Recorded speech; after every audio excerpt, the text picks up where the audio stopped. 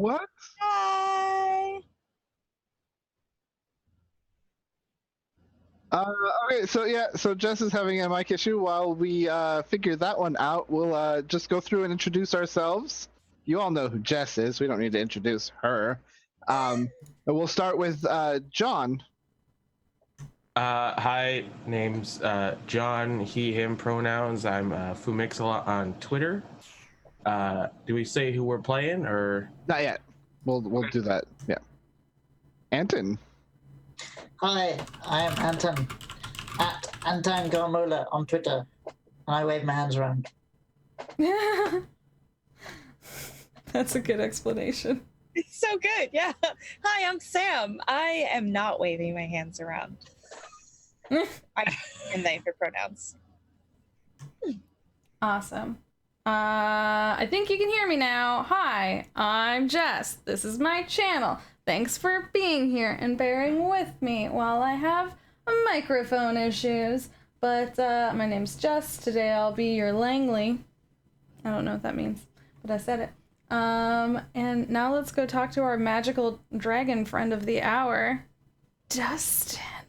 Oh, I'm a dragon, everyone. Hi, it's me. I'm Dusty at GeoNerd on Twitter.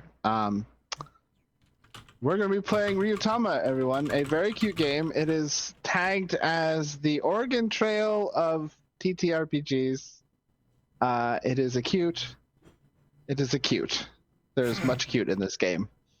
It's cute, to use a joke that I said before we came online. But yeah, if everyone is ready, we'll dive right in. Uh-oh. To Ryuutama, Shadow of the Neko-Clawpolis. Nope, that's the wrong page that I should be reading.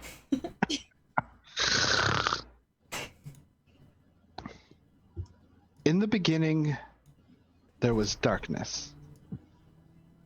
And within that darkness, a light grew, pulsing with sound and life until it stood out against the dark. A bright golden egg of light and song, and from that egg there was a great explosion that shattered and scattered that light in tiny pieces among the dark. And within that explosion the Great Mother was born, the mother of all dragons. And she was filled with light and song and love. And as the mother looked out among the twinkling sea of lights in the dark, she sang with love, and that love grew, and the twinkling dark was soon filled with glowing eggs, worlds upon worlds filled with light, love, and song.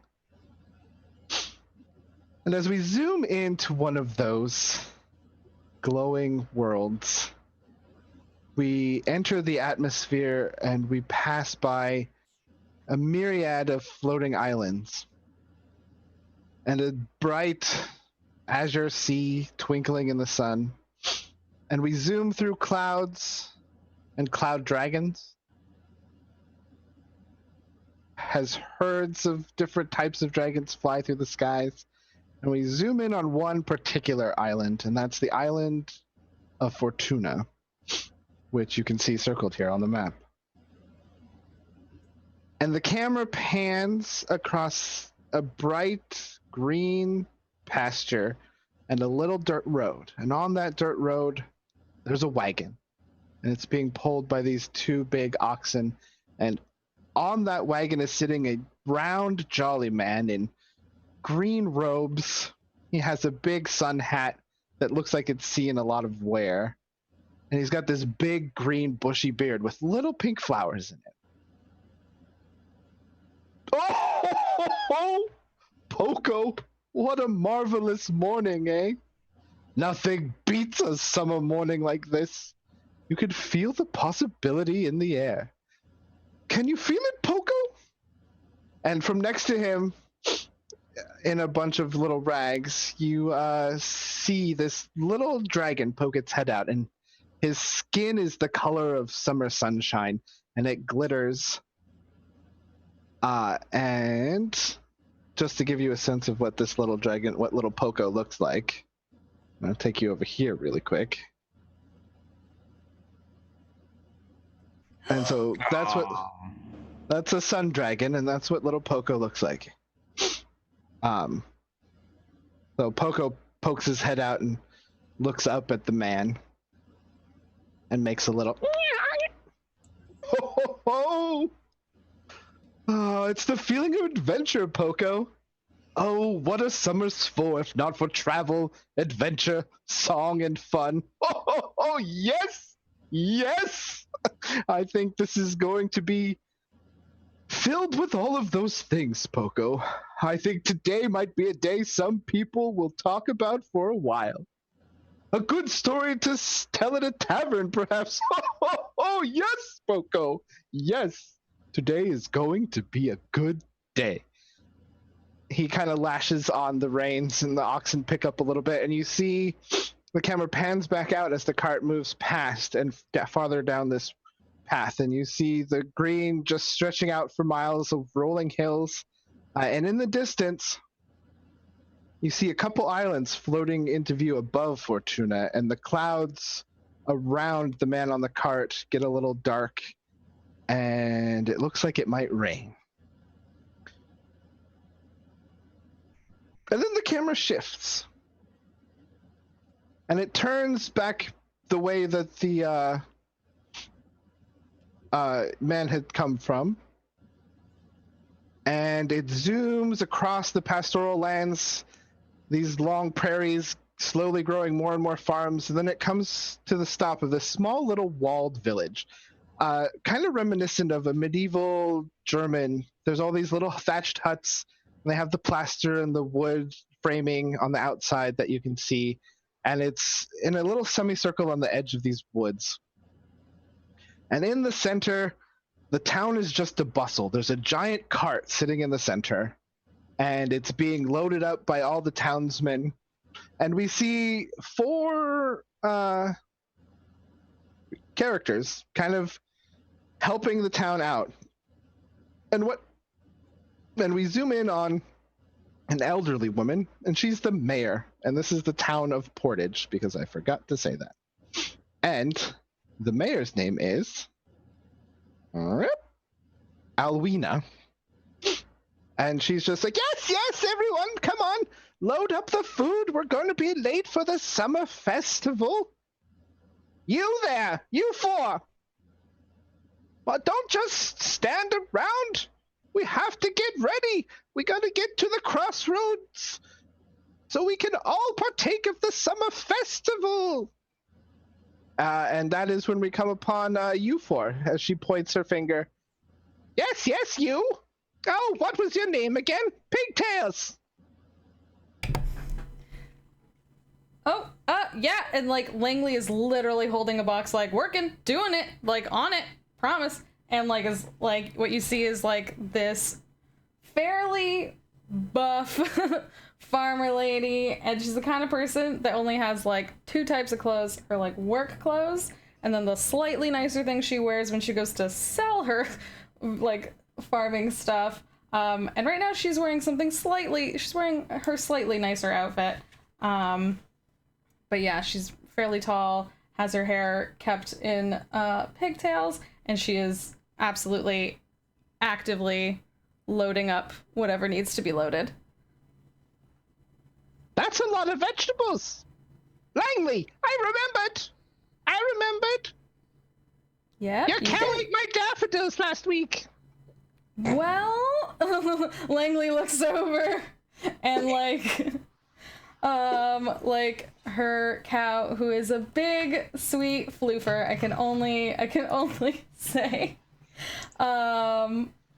is like a big floofy, like long-horned sort of Highland cow, and is probably actively eating something she shouldn't right now. And she's like, yeah, that sounds like Hildy. Sorry about that. Oh no, that's fine. And you guys can describe however you're helping out. We can go around, starting with Anton, then John, then Sam, of your characters. As Alwina sort of just starts, directing things. Yes, where are the tents? Can't do if it rains in the crossroads. Can't have a wet festival.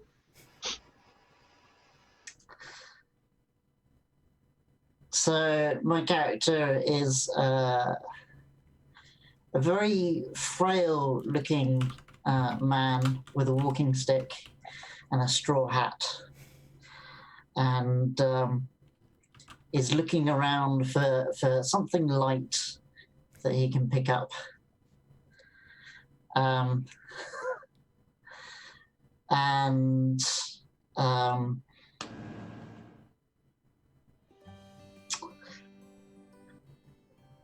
I forgot all the music for all of my tone stuff. I'm sorry. It's okay. Okay. Doing perfect. It sounds super cute. And his name is Elvi Molchlin, which I've been practicing all day. But everybody calls him Elvi because it's easier. So he just sort of taps his walking stick around whilst his little kitten is running around his feet at the same time, and decides that there's nothing sufficiently light for him to be able to pick up, so he picks up his kitten and wanders along by the side of the cart.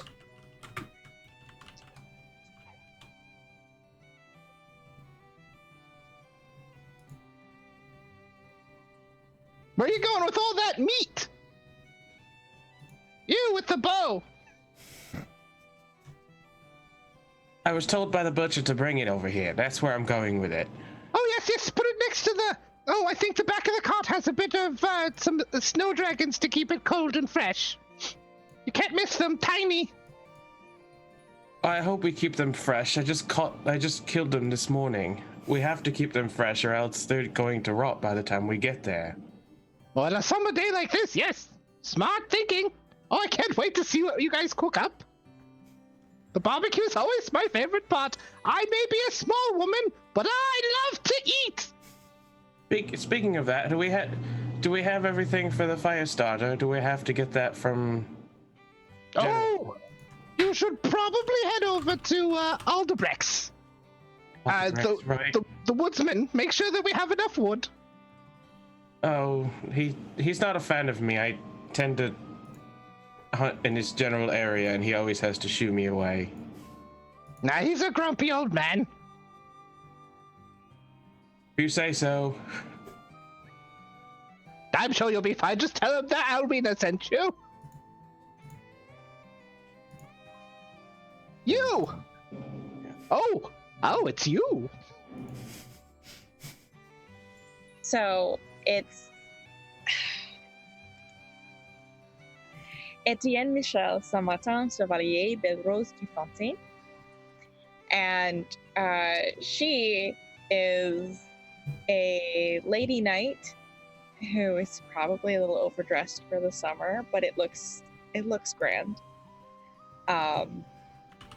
She's got a big high ponytail. Very anime. And she's supervising, I guess would be the best way, and like giving instructions to pick up things. Oh, I'm so glad you're here, that we have such a noble friend to guide the cart to the crossroads. You never know what trouble you might find. It is summer after all, and sometimes those dragons out there get frisky. Not that kind of frisky. No, I just mean to get a little rambunctious. Oh, words are very important. oh, you know. Oh, I'm just going to walk over here now. This is so awkward. I guess I'm just gonna go back to telling people who aren't nobles what to do.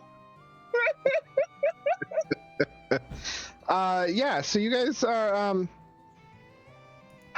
Langley, go ahead and give me, some, as you're helping the other farmers load up, on this is a massive cart, guys. This is like a ridiculously large cart. It's got like 2 sets of stairs on the back. that you can Ooh. like walk up to the side, and then every little on It's the like a inside double, of the cart. like a double-decker cart. Yeah, Or well, like, and it's like a barn but on wheels, ooh. but without like the. I mean, it's got like it's all open. It doesn't have a roof on it, but like it's got separate like half walls in it for like certain types of like all the wood and the stuff is like being stacked in one little compartment, and they have a gate to close it off there because it's got like a central path down the middle and then little cubby holes. Because this is the whole town's heading. So you know that this is part of the summer festival, and all of the villages on Fortuna kind of head over to the Crossroad Pastures, which is some big, wide open fields, and everyone sets up there and they spend about a week. It's basically like a happy-go-lucky summer Burning Man, but not like Burning Man, but like it's a chance for all the villages to come together. It's a big trade. You know, all the villages can kind of trade their summer fair, getting ready for fall and autumn and the harvesting and stuff like that. So It's a harvest festival. it's a pre-harvest festival. It's celebrating the long nights of the summer, and it's just really a chance for everyone to get together and party. And then it's a chance for the councils of each town to kind of talk about when harvest is coming in and things like that. So What kind of? give me checks did you want? some strength checks. Just Straight up hard exercise, so strength and dex. Oh no! Why you do just this? because she's Okay. loading up the vegetables. No one else participated. Hey, that's not the worst. That's not the worst. I mean, Considering I have bad decks. what'd you get? 8? Uh-huh. Yeah. Yeah, I mean, this is pretty good. You're Yeah. between pretty good and as good as a pro. It's like you've done this before. I've lifted up heavy stuff before. And some of the farmers are always just like, oh, like there's a couple farmers that are like, that's not bad. And then there's a couple farmers that like, that you have the farmer that's directly across from like your plot. Her name is, where did it go? Amalia. And she's sort of like low key engaging you in lifting competitions. I like lift up a She's really like, yeah. I lift two up crates. a really heavy box and I put it on there all easy like, and then I like flex and like, like look at her. Like Alina very pointed. looks over and like loads up a box and then puts like another box on top of that one and like lifts it up. and It's walks up. on. So while Langley is having a mild box lifting competition with Amalia, this knight comes walking up to remind me your name again, Sam. The short Etienne. version. Etienne. Yes. He kind of walks up next to you. Hello. You're on the guide duty with the rest of them. I apologize for this accent, Anton. As the actual British person here, and any other British person who's listening, it's going to be awful. It's all right. You'll get to hear my Welsh accent in a minute.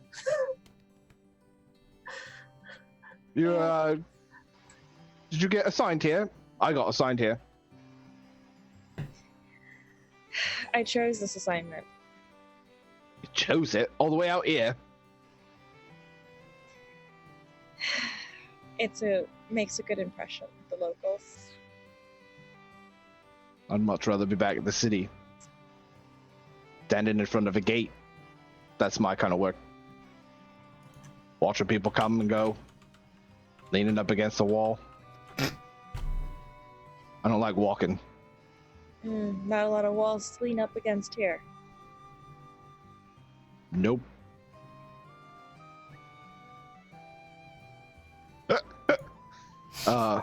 Right. Well, I'm just gonna shuffle off then. You do that. I hope there's at least something exciting on the way. No. Just no. He sort of just like puts his visor back down, looks like embarrassed, and just like shuffles off, mumbling something about boondock duty. You see Alwina from aside just give you like a little wink because he knows you. You're mildly famous in Portage. You helped with the great soup debacle a couple years ago. Gotta come see my fans. Yeah. You're lightly famous here.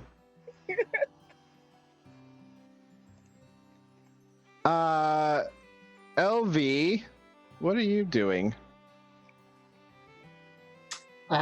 So I'm sort of standing off to the side, talking to my kitten, and we're watching the box loading competition. And I say, so Owen, this is what stupidity looks like.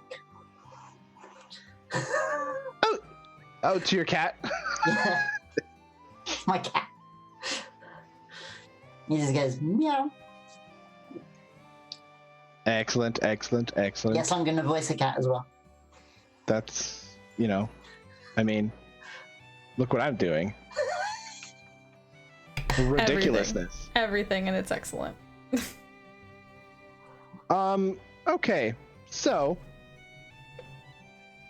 while you're sitting there just talking to your cat, this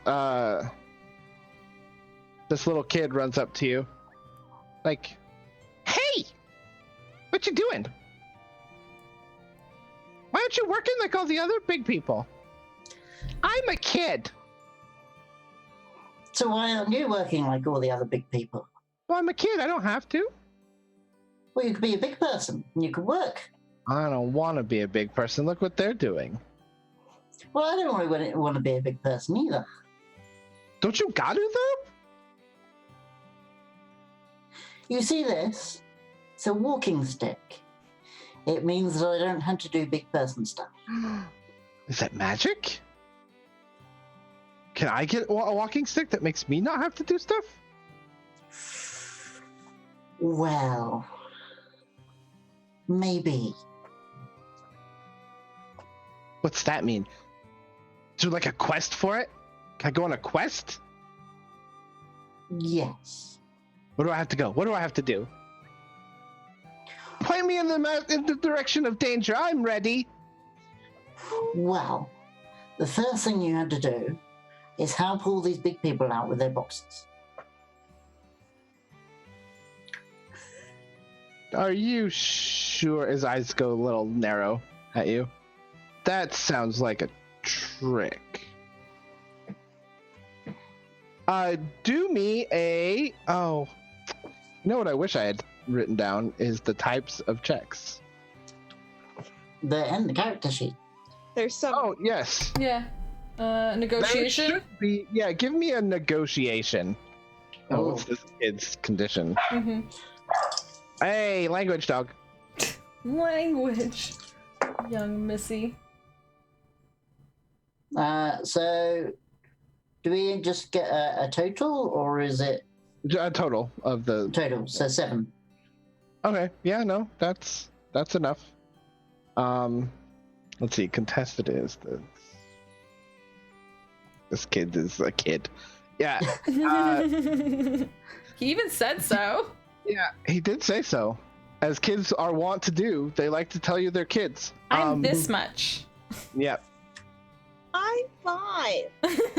They're holding up like fingers or something. I'm obnoxious. So he kind of looks at you and looks back at the work. And looks at you. It's like, okay, if you say so, well, I better get a cool stick. And he kind of runs off. And he kind of trails behind Langley and is like, asks for a box. I want to help. If he picks up a little box, Langley takes that box and puts it on her bigger box and also carries that and puts it up. I helped. Yeah. Little Johannes says as he runs off. I mean, he did. He's not wrong. Nope. You guys are all doing very well. We're almost done. We're almost on the way. We just need to get the wood from Aldebrecht. Could you guys all go see if that young man could get the wood from Aldebrecht? Is Aldebrecht a place or a person? Aldebrecht is the woodcutter. Oh, okay. Apparently he's grumpy. He's a real... I mean... Yeah. No, there's... He's a big grump. I mean, if all he has to do... Sorry, go ahead. Oh, I'm just saying, I can go check on whoever you said. Yeah, because that young man with the bow hasn't come back yet, and I'm pretty sure that Aldebrecht put him to work instead of actually... Aldebrecht doesn't want to come, but he has to come. You guys gotta get him. You guys gotta get him. We can need that wood, and we need to get going. We're waiting on Aldebrecht, that grumpy sourpuss.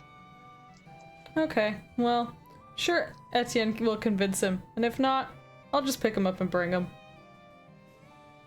Perfect. I love Oh, I'd like to see the look on Aldebrecht's face if you did that. We'll make it work. Okay, you guys can head off to Are we Aldebrecht. all going? Whoever wants to go find Grayson. Because Grayson is definitely, and we can cut to Grayson.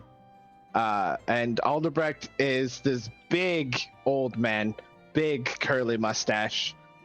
Oh, basically looks like Anton, actually. Except I'm not that large. Yeah, but lumberjack. Anton times 5. Lumberjack. And you see- Lumberjacked. He is lumberjacked. And he's, well, so think of, what's his face from Full Metal Alchemist. Oh shoot, the stone, big muscles. Yeah, okay, I know his what you're name. talking about. I got His Big name- muscle mustache. He's my favorite guy, and I spaced out on his name. Mustache muscle man. Yep. Got it in Dwayne The Rock. one. Armstrong. Oh my gosh, thank you, Alex. You're the best. Thank Yeah. you, Alex. And so Aldebrecht is like standing right there, and Grayson has a look on his face of, please help me, because Grayson is chopping wood, and Aldebrecht is just putting the thing, harder, boy! Harder! You know, Really? I came here to get the wood. And that's what we're doing! Chop, boy! Chop! But I thought this was your job. No, I'm not going to this thing. Someone, you... Look, it's called working smarter, not harder. Ha ha ha! You're less chopping with these and more chopping with that. He just kind of stands there with the axe upside down, so the axe head is on like a stump, and he's just sort of like leaning on the handle and just kind of giving him like a look. I've spent 4 hours this morning gathering the meats and all of it that will be needed for this. And I walked all the way over here to bring you because the mayor asked me to. And you're going to tell me to do your job while you watch. Yes.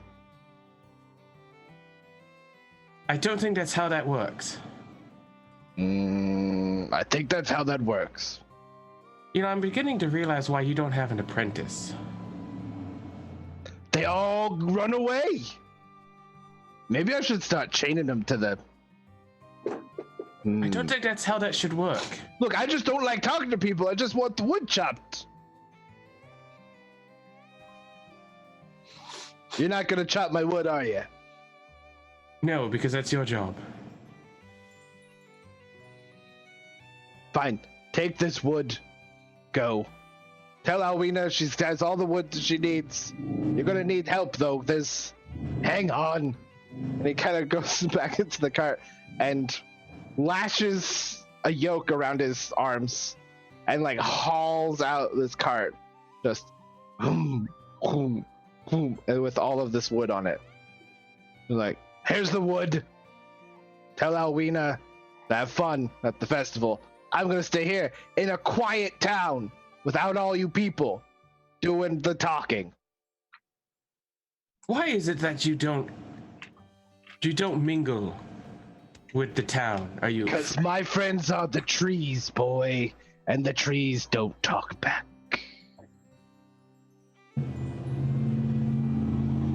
So is that what you're afraid of? Someone actually talking to you rather than you talk to someone else? I'm terrified right now because you just keep doing it.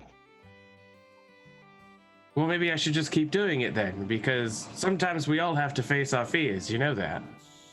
Now you sound like Alwina. She put you up to this. No, actually, she asked me to come over here and double check on the wood. I'm trying to figure out why you don't talk to anyone else.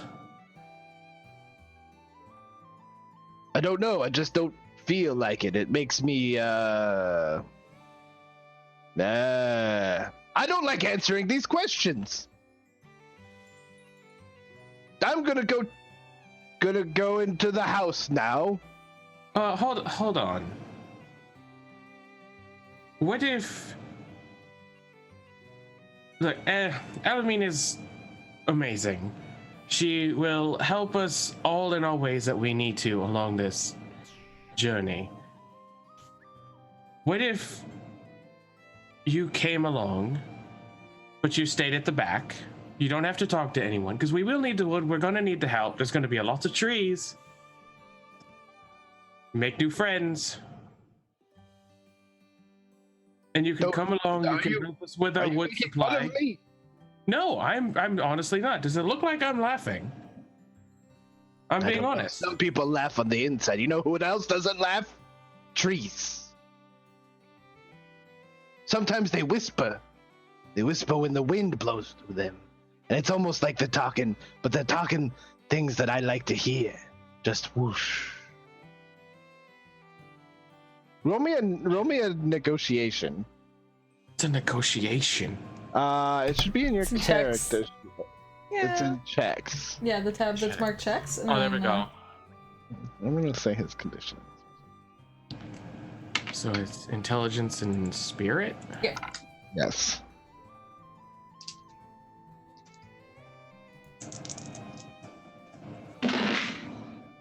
Three and a 5. 8. You beat his. You know, you might be right. I don't like that. But Alwina might wanna. No, yeah, fine. I'll come. And he lashes the yoke on and starts hauling the wood. But that's just as anyone who is coming to check on Grayson, you see. Wood cutter! I'm here to. Oh, wonderful. Never mind. I'm coming. I'm hobbling along too behind. Yeah. Oh. Langley pats like Hildy on the head and is like, "Look, you don't even have to pull anything. This is great." You all see Grayson still standing in the same spot, facing the same way for a solid like 15 seconds. And then he just kind of turns his head, looks forward again, and then just like walks away from the stump as the axe just falls. Just completely baffled that this worked. Oh, and I forgot to say, like, the yard of Aldebrecht's is just carved with all of these carvings, like out of the stumps Out of his and friends. things. Well, and they're carved into like people and things like that, and animals, and those are his friends. Oh, okay. So he looks like one of those roadside Yeah. carver Sells things. tchotchkes, but he doesn't Yeah. sell the tchotchkes. No, they're all his. Like They're all anywhere, his personal people- tchotchkes. people have in town have offered to buy. He's like, why? Why do you want to buy them? Because they're outside. No, I put them outside so they like the sun. Like, people are always trying to buy his stuff. He's like, no, these are my friends. Oh. Because it looks like he's like trying to sell them, but he just likes to put them outside. All right, so you guys are loading up the wagon. And you know it's still early in the morning. It's approaching midday. Well, not midday, but you know, mid-morning, I guess. You guys have been working since before sunrise. Just the minute the light starts hitting the sky, you know, a little bit of pre-dawn. Get this cart out because everyone wants to get moving. And Alwina sees Aldebrecht come and it's like, oh my gosh, they got him out of his house? I didn't really expect that to work. Grayson walks up to Armina. I'll be honest, I didn't think it was going to work either. How did you... I mean, he's a tough person to talk to. Look, all I said was, you can come if you want, you can stay in the back, you don't have to talk to anybody, but we're all here if he wants to talk to us. And he said he likes the trees because they're like his friends. So I was like, well, look, you can be more friends if you come with us because there's more trees. So I guess he I agreed. always just argue with them. That never gets me anywhere. Well, this is great. I think it's time to set out. You guys wanna... Yeah, let's go. And she sort of like claps her hands and the whole town sort of gets to go. And you guys, right. So if you guys want to lead, since you have Etienne with you, we should probably have her be in the front. If you guys want to take this, there's like a couple little carts. Well, Langley, you probably have like a little cart. Yeah.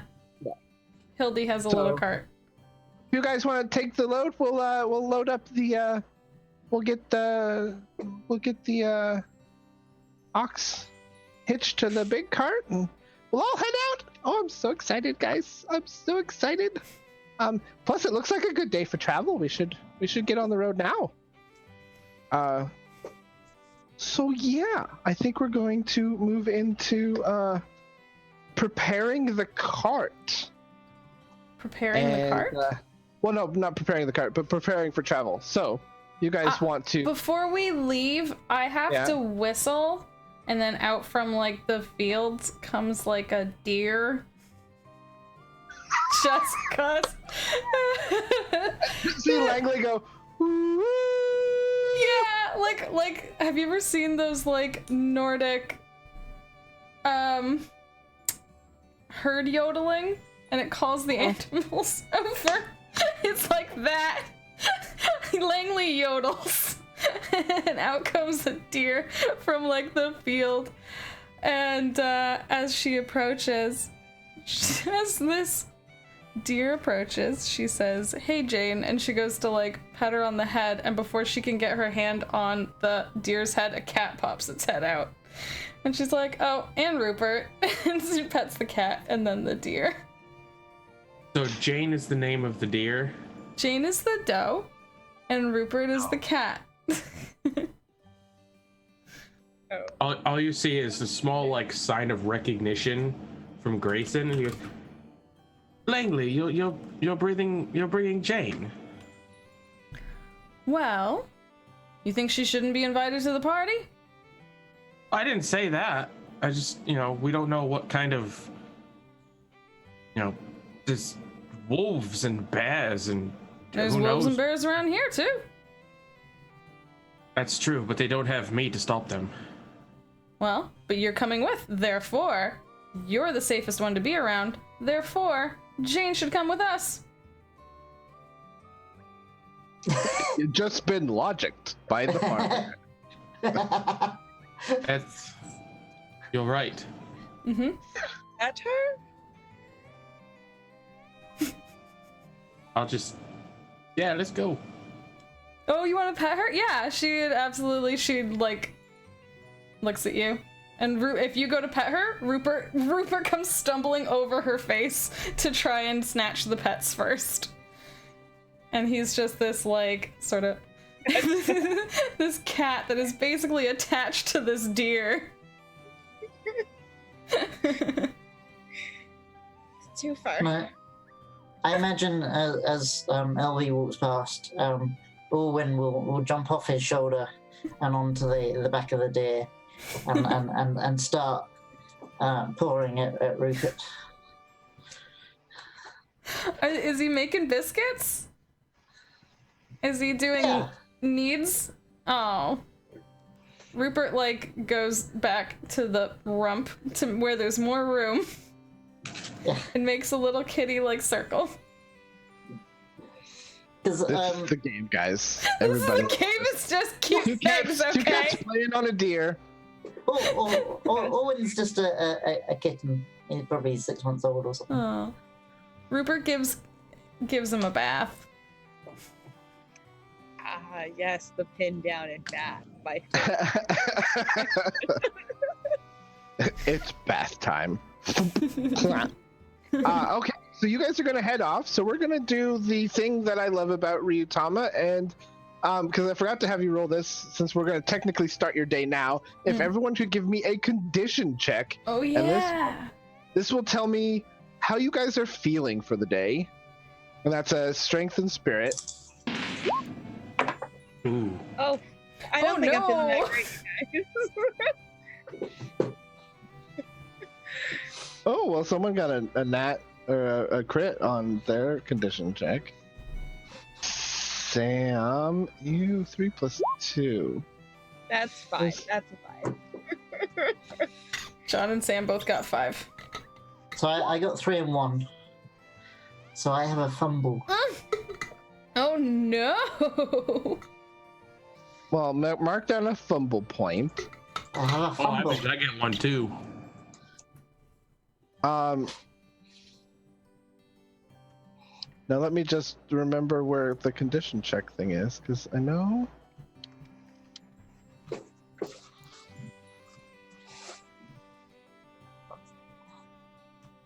I know there's stuff that happens to it.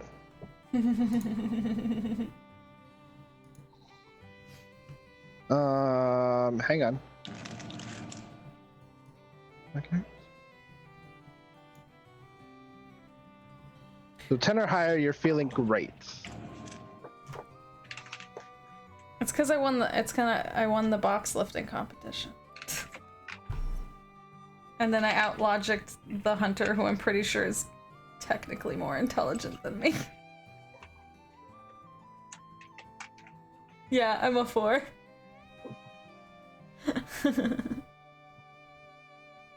That was some stellar logic, though. I think it might have been one of those like intelligence versus wisdom moments. You know what I mean?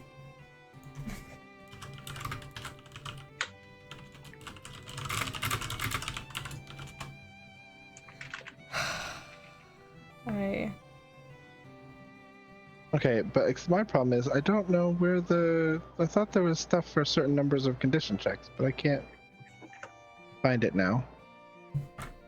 And because I'm new to the system, I don't remember how it works. It's okay. So that means nothing bad happens. For now, nothing bad happens to anyone. For now, nothing bad happens because I literally can't remember how condition checks. Anyway. So let's move on to, you all are feeling moderately okay. Some people are feeling more better than others. I won't give you any penalties to anything right now because I forgot about that. But let's start doing a travel check. As you guys set out, so that's a strength and dex. Does that go to our mapper, or do we? That's all of you. We do all a direction do it? check. Oh, I thought just the do a mapper travel did. check just to see how well we travel. Yeah. We do a good I'm not travel. feeling good about this either. Okay. It's a low number though to get target. It's a happy summer sunny day, so. Oh yeah, You're that's good. right. the weather affects that. Weather affects travel. Oh my god. Critted. Nice. Nice. I crit and failed. I rolled a Uh-huh. 6 and a 1. That's fair. You still get a crit if you max out one of your dice. Do I put down another fumble point? Yes. So I got double 4s. Nice. That's a critical. So you get +1 to your condition until the next day's condition check. Oh, nice. Which we probably won't have to worry about. But yeah, you all pass the target number. So So we're not going in the wrong direction. and so you guys kind of head out. You guys are kind of in the lead with your cart. I don't know who's pulling the cart. Is it Hildy that's just sort of If anyone wants to be, I don't know if Etienne is too fancy to be in my cart or not, but I have like a little simple cart, and Hildy, who's my big floofer, she's like brown and just like shaggy, and she's got a big wet nose. This game is gonna be me describing my animals, just in case you wondered. And technically she shouldn't have horns, but this is a magical land, and I've declared she has horns. And then those ones that are like nice and they're sort of like straight, and then they go like whoop, like just at the tips, they go like up, like right at the end. And yeah, she's doing a pull, just a slow, steady pull on this cart. Yeah, there's music for this. I'm gonna sit in the cart. Yay. There's a journey begins. I feel like Etienne like walks some of it, sits in the cart for some of it. You know. Yeah, so you guys travel for a little bit. If you guys want to have a little, but as you're traveling down this road, you're going up and down these just green pastures, and you see flying above you, big fluffy summer clouds, and mixed in those clouds every once in a while, you see cloud dragons popping out, and I'll give you all a little taste of what those little boys look like. So those are the cloud dragons, and they fly in.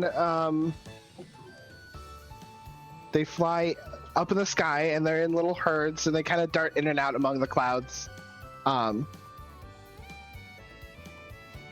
you're traveling, and it's just a beautiful sunny day. You see them flying around, and out in some of the fields, you just see these big lumbering prairie dragons that you're pretty familiar with, because everything in Ryuutama is dragons, and the dragons affect the world around you. They make where prairie dragons live, there's prairies grow, and they sort of influence through the magic around them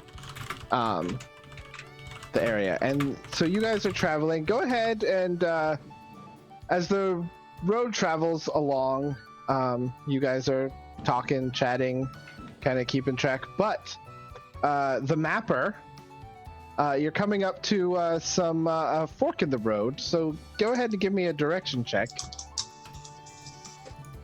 See how well you know your way. 12. Okay, well, yeah. You know your way quite well.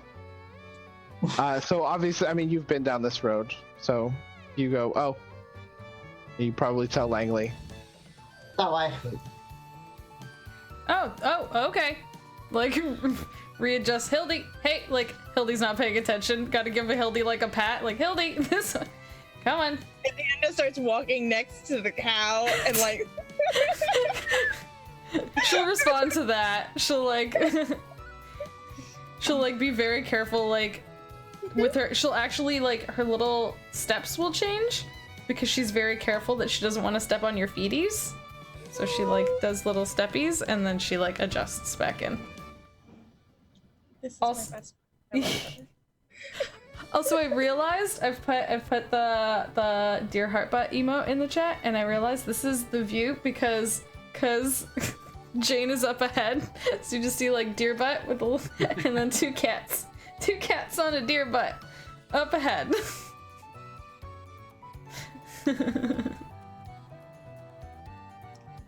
Okay. Yeah. So you guys keep moving along. You know, it's noon now. You've traveled a bit. You've probably gone,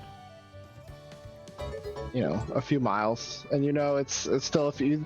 The goal is you should get to the Crossroad Pastures by tonight, so you can set up camp. And as you're going, you see up ahead, a lot of the cloud dragons seem to be getting all a little agitated, and they're all like flying off in a direction and swooping back down. They're like, flocks of swallows kind of moving around, and as they like start moving around, you notice that more and more clouds are starting to get into the sky, and probably about another hour, the clouds have been slowly building, and the cloud dragons, you can't really see them much anymore because their agitated flying has just built up a lot of clouds in the sky. Do they leave it behind as they like move? Do like more clouds sort of form behind them? Little puffs like come off of them, and then those start growing and growing. You know the lore of the cloud dragons. Depending on their moods, is how the clouds kind of manifest after they've kind of fallen off. So they started growing darker as they started getting agitated, and so the clouds that are slowly growing from the seeds that these leave behind are growing darker. And as you're traveling along the road, you notice movement in the grass, and all of a sudden little mushrooms start popping up along the side of the road. And someone make me I can't remember sheets here. Hang on. Character sheet. What is a check? What do we have? Someone just make me a knowledge check. Int. Okay. Monster knowledge. Yeah, Does- monster. There you go. Is monster knowledge different from? Oh, do you need more than one person to make it? Anyone can make if you feel like you Yeah, let's do it. I want like to. participating. 9. Okay. Nice. Okay. Cool. Nice. Anyone else? Oh, nice. Okay, so you all yeah, and you recognize these little mushrooms. They're a certain kind. Close that. And you see from those mushrooms, I'm in the wrong layer.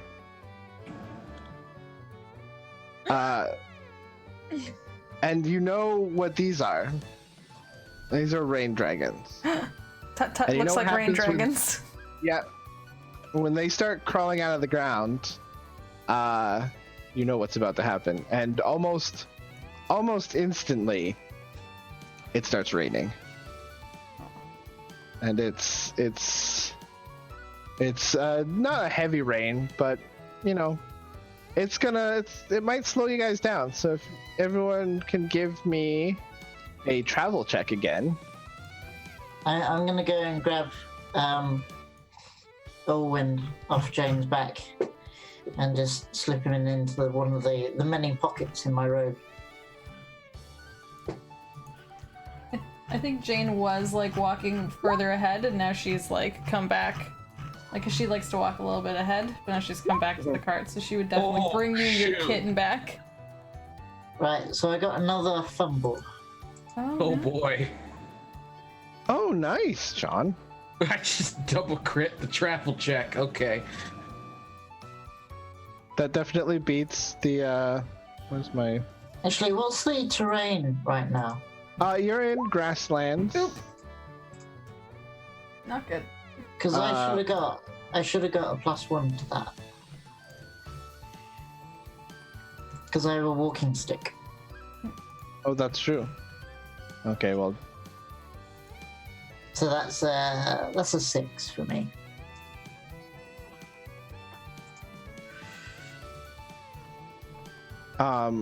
so That doesn't make the target number. So, 7? yes, 7 just makes it. Okay. 7 just makes it. So, Jess, you have a little bit of hard time. You can role play that out as you want. I think I was like trying to get Hildy okay, and like Jane was coming back, and I was like getting her attention. But then also, I might be distracted because I want to do a ritual. Okay. You want to cast What magic? you gonna do? Poop. I wanted to like have something prepped. I don't have anything prepped. I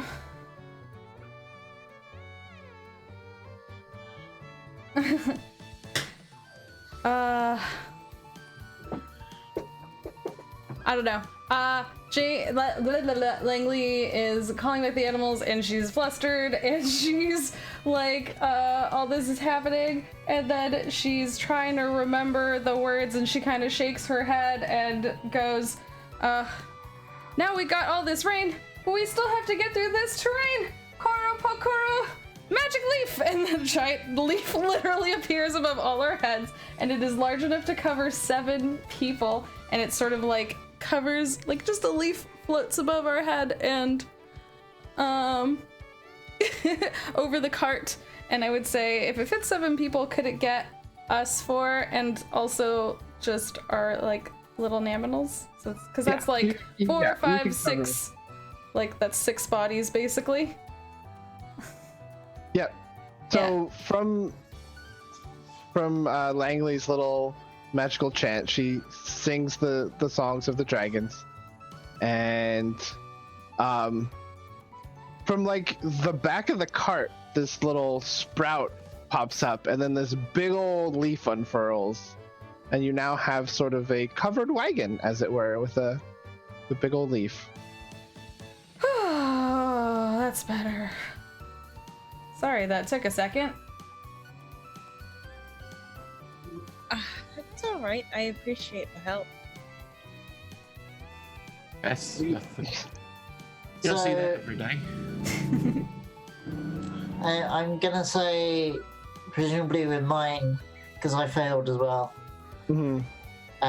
So I'd slipped off the cart to go and grab my kitten, and then managed to trip in some mud No. on the way back. Oh no, Elvie. So, and then sort of brush myself off a bit, and I go, right, and this is why I was sat in the cart, and then go and jump back in the cart again. Oh. If LV needs any help, Langley would help him get back in the cart.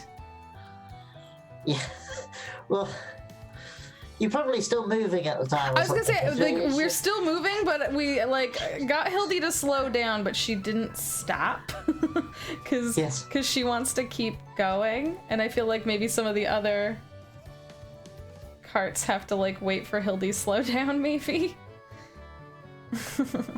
Sorry, one second. We just gotta get the leaf up, you know. And eventually I'll get back in the cart. You see Alwina is on like the ridiculously weird like sitting setup. There's like a bunch of people sitting on the big bench of like the big cart, and there's like a bunch of people like either on horses or on foot. Like it's like a big, like you have like a parade behind you this whole time. And they start slowing down a little bit too, just because, you know, it's wet and muddy in the rain. Mm-hmm. But Alwina kind of calls up to you guys, is everyone okay? Are we Fine. we all right? We're a Everyone bit good? wet and a bit muddy, but otherwise we're all right. I hope this doesn't delay us.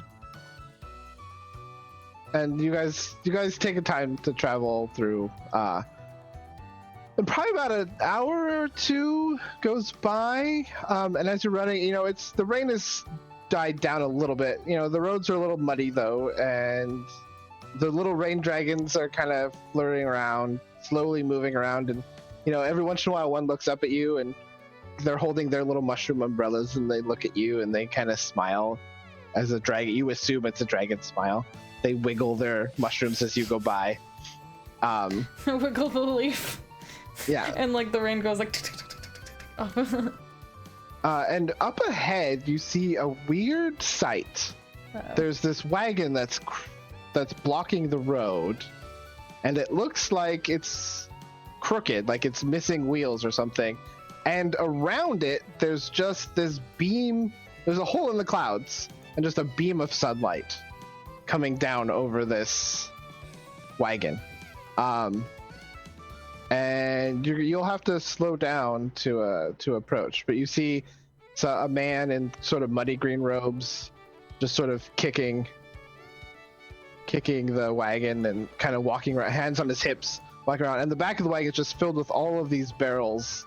And he's just kind of walking around, just like harumphing. Is anything like falling out of his cart or anything?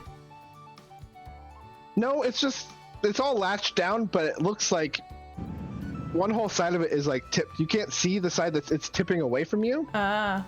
You see the two wheels on one side, and it looks like, I mean, judging from this angle, you'd say that it has no wheels on that side. That's not ideal. No. Grayson, Blocking the road. Yeah, it's blocking the road. as we're like slowly approaching, Grayson jumps out of the cart and kind of like runs faster ahead, kind of like, oh no, this is tipped over, maybe someone's hurt or whatever. So he runs up and tries to get there like before the rest of the cart, just in case. And approaches it. Sir, are you all right? Oh, hello. No, I think I'm okay. Oh, I did not expect this. You're telling me. Yeah. Craziest thing. Wouldn't believe me if... Wait, you wouldn't believe me if I told you. Oh, man. Wheels are gone. Just gone. Did they vanish? Did they roll away? Can we find them? Well, like I said, you're not gonna believe me. You know, a bunch of Nekogoblins came out of these bushes, surrounded me, did a lot of shouting, took my wheels. Grayson's face goes from worried to kind of frustrated. Are they in this area? What? I haven't seen a Nekogoblin in I haven't seen anyone in a while. But that might have something to do with it. And he kind of points up, and you are used to the area of Palporum in seeing distant, you know that there are more layers above you. You're used to seeing islands. And you know that the islands sort of over seasons kind of rotate around a central point. But you've never seen islands this close before. And floating just a little ways away, just over where you guys are supposed to be, the crossroad pasture, there's a couple series of islands that are really close above the ground. Closer than they normally ever are. And on top of it, you see sort of like these tall buildings. They're like, just got this idea. There are these tall columns, and then there's little buildings built out. I mean, they look like cat trees. These tall central buildings with like stairs around the outside, and these little houses built out in like weird jutting parts. Like, imagine what a cat tree, but it's like a house or a skyscraper instead, but not like super tall skyscrapers, but on the top of it. And if someone wants to roll me a general knowledge, well, you're up here first, Grayson, so no one's caught up yet about Neko-Goblins. Well, there's monster knowledge and job knowledge. So you want There should monster be knowledge? a general knowledge Yeah, I don't see one. in the checks. I thought I saw it. The only two I see are job and monster. Oh, okay. Just roll me an int. It's int is knowledge, so Okay. give me an int and we'll do. Or 4.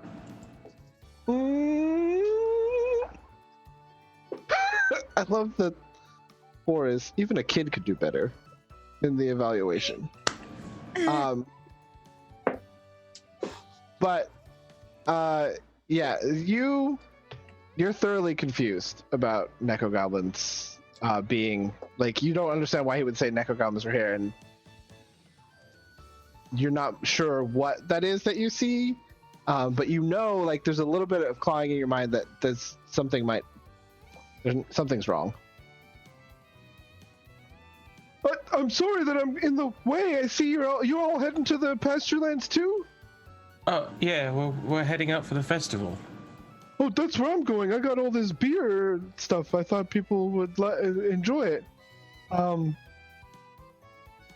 Oh boy, did I not plan on this. I mean, I expected something interesting would happen today.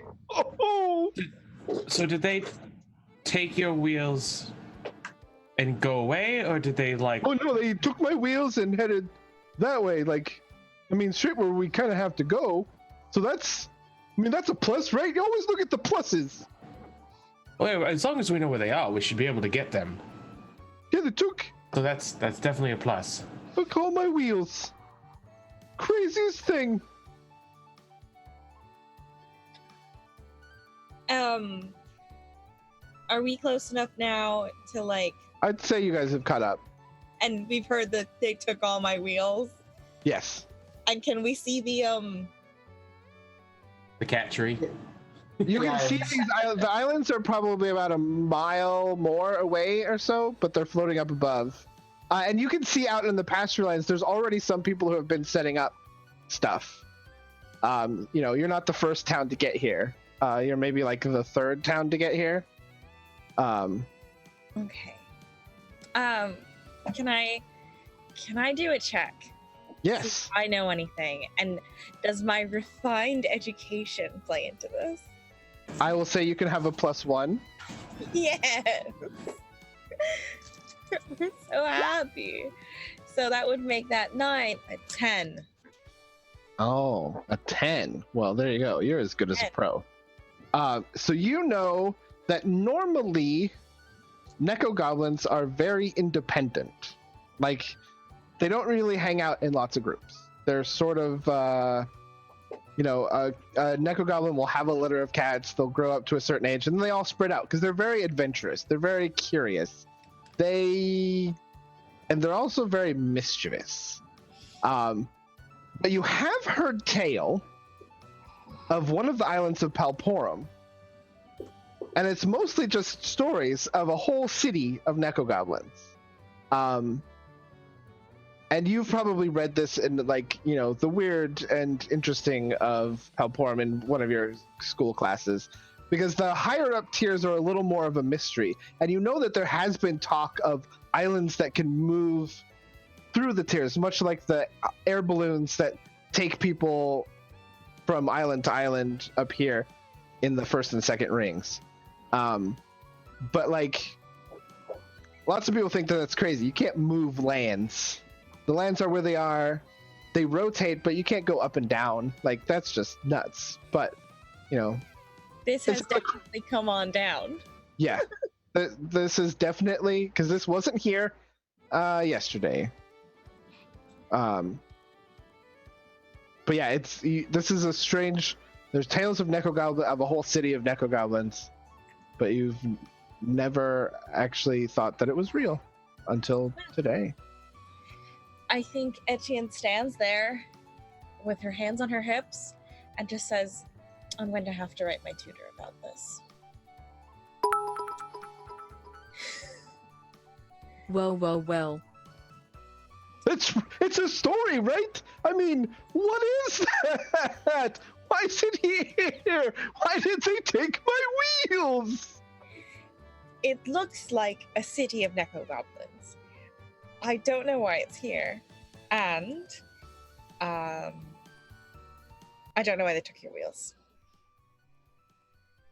Well, I don't want to be in the way. If everyone could, like, maybe if we could get this, Well, let me go.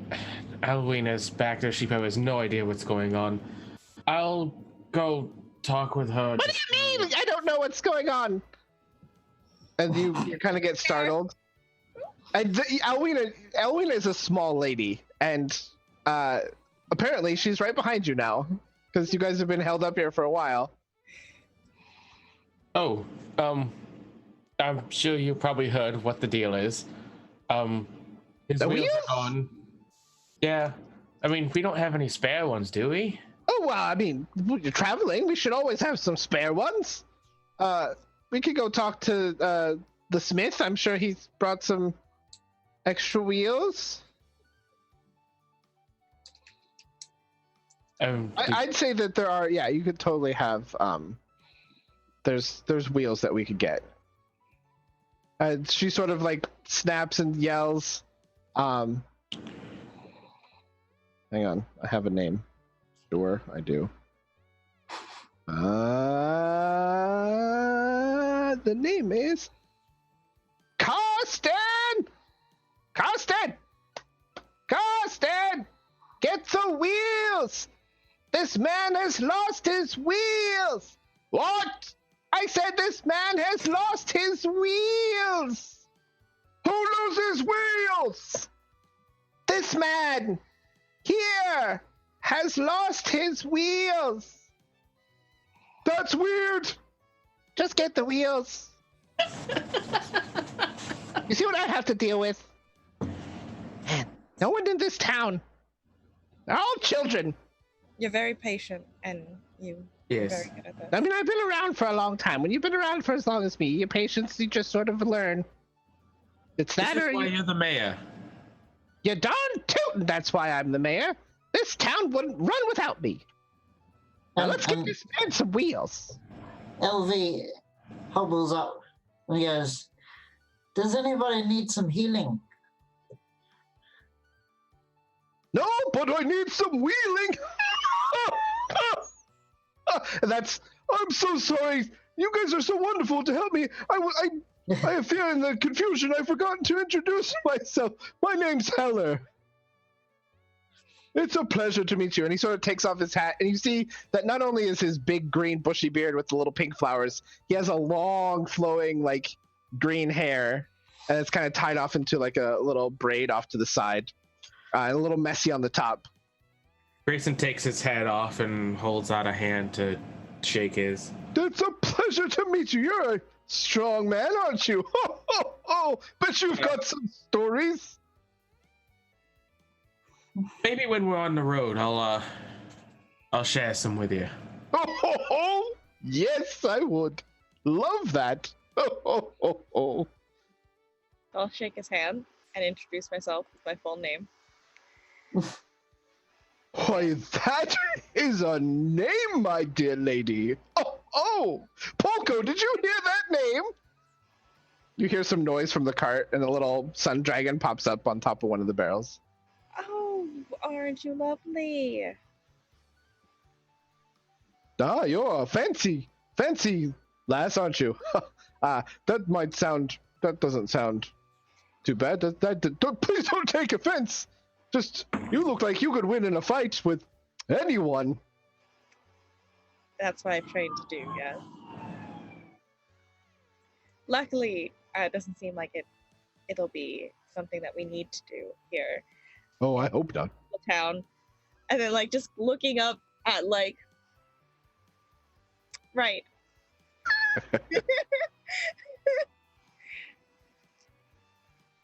But you, sir? Hello, I am Evil Molson. You can call me Evie. It's a pleasure to meet you, Evie. Evie? LV. Close LV. enough. LV. Heller, fine purveyor of alcoholic goods. I And am a some- healer. Ah, It's basically all I can do. but you, young lady with the cart, Langley will have like Hildy would have kept slowly moving forward. So now Hildy's like right up in this biz. So then like Langley will finally get her to stop and like walk up aside and like is literally standing there petting her like big cowy face and is like, I'm Langley. It's nice to meet you. nice to meet you. And he kind of holds out like a little carrot and hands it to Hildy. Oh, Hildy just munches like Hildy's face doesn't change at all. Just that stoic cow face. Yeah, she just Nothing to tell with the hair over you her can't eyes, see, yeah, like, 'cause she's yeah. got the floof. She's got floof hair, and so she munches it happily. But you can't tell, but she's happy. She's real happy about it. And Langley's like, "Think you made a new friend, Hildy." Oh, I like new friends. And we'll say over the like a little bit, you get this cart up and going. Heller helps as much as he can. He's a big round boy, but he seems pretty strong. He kind of helps hold the cart, and between you and Karsten, who brings a couple of wheels, they're not exactly the same size as this wagon's cart, but I mean they fit on there. You guys kind of craft it a little bit, and you guys get rolling again. Nice. And you notice that as there's the sun in the sky is just shining on Heller and his cart, and little Poco who's dancing around on the barrels. Wait, is it still like raining around everything else, but just like there's like a dry, sunny spot right over the cart? And Poco has a little bit more, power over the sun, as it were. You know that sun dragons come out a lot more when it's sunny, but it's it's a weird sight, but you guys don't pay it too much mind because dragons are mysterious. Yeah.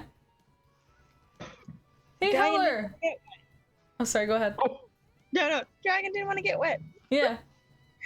So, did you make that dragon your friend so that you could always have good weather? Or did they just like come along? Oh no, Poco just showed up one day. He's just he's at the whim. Whenever he wants to leave, he could leave, but he seems to stick around. Does he drink beer? Well, Poco has been known to partake of the cakes a few times. Interesting. So I don't freely give a sun dragon beer, but sometimes he gets in there, sneaks a little bit.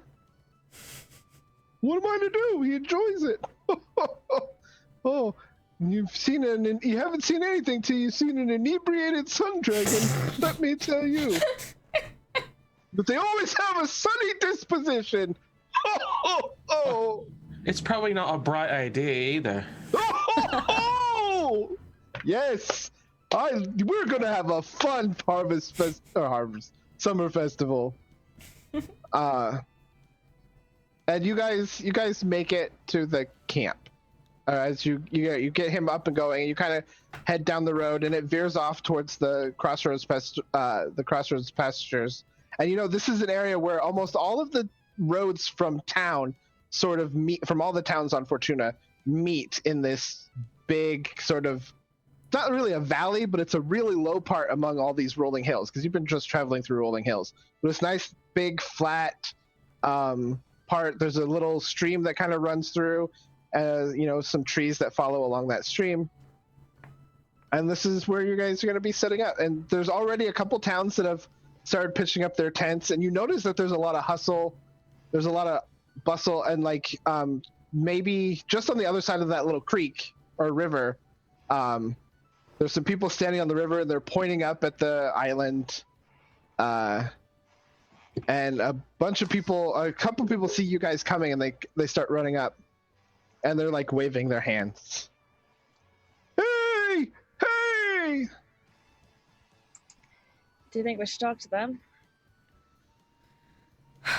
Is this another problem?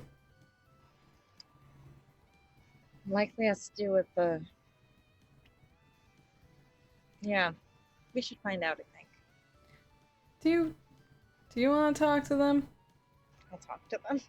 So I'm Okay. gonna hop off the cart and just jog on over to these people. And All right. Oh my god, thank god you're here! Thank god you're here! It has been chaos! chaos. The Nekogoblins! We don't know where they came from. We just woke up this morning and their island was here. An island that moves? What is that? The islands don't move. I mean, they move, but they don't move like that. This island apparently moves like that. They all came down in the middle of the morning and they stole a bunch of stuff. No one was hurt. They took some of our food. They took our furniture. They took carpets. They took little Timmy's toy drum. They took. This is rude. They just took the most random things. Did they happen to take 2 cartwheels? I mean, they took some wheels on some of our carts. Okay. You said in the middle of the morning. Yeah. They came across the creek over there in droves. Just tore apart the place. Screaming and meowing and doing that thing they say, the gabunya thing. I don't know, it's what Neko-Goblins say. It's what Nekogoblins say. I've read about this in books. Always yelling, gabunya! Gabunya. That's what they sound like, a little bit. Thank you for such a detailed report. I will see what I can do about this Neko-Goblin menace. The captain, we have a captain of the guard from the name of a town that's on this list. Sorry. Bright Lake. Oh, wonderful. Do you know where the captain is right now? Him and some of the other guards from the other towns, they're all sort of gathering on the river, trying to figure out how to get up to the island, because doesn't seem to be a way up to the island.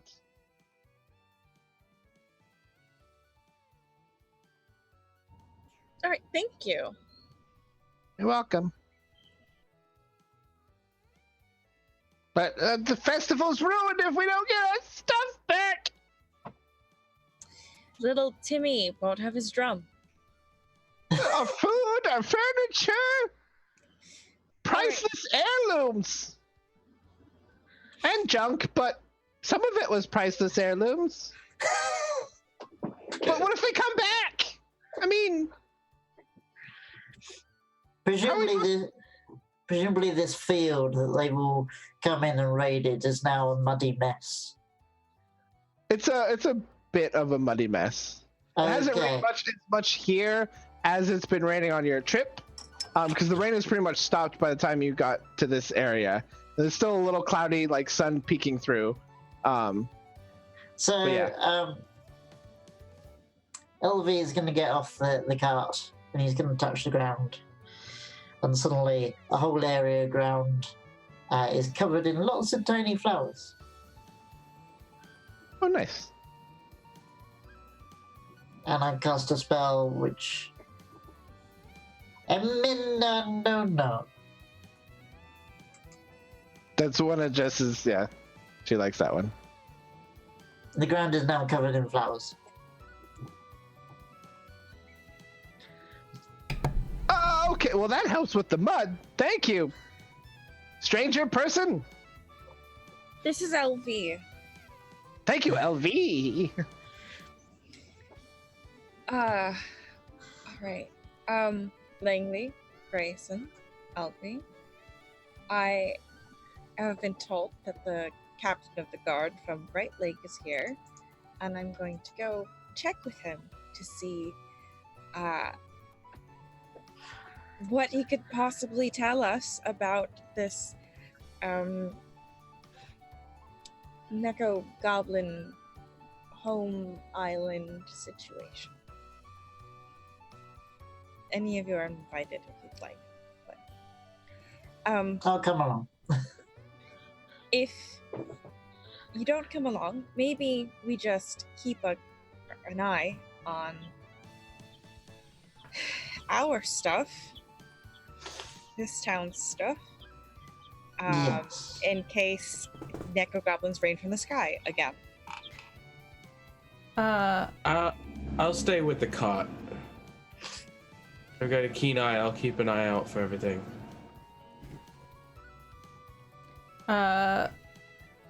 Langley turns to like Jane and Rupert, and she's like, "Hey, you too." And Rupert sits up on the back of Jane, like, "Go do a lap around the carts," and and Jane trots off with Rupert sitting up very upright, looking around. That is the most adorablest thing.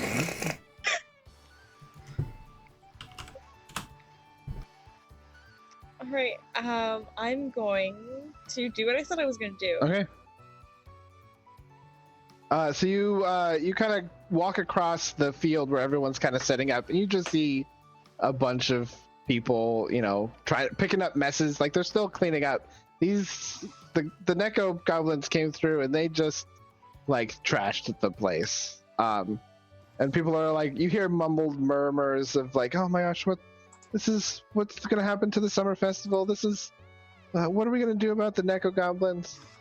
And you see Heller has kind of parked off to the side, and he's like laughing and trying to, you know, help people out. And you can hear his laugh from across the field. And he's unloading some of the barrels. And you get to the other side of the sort of fairground area, and you see a tall captain.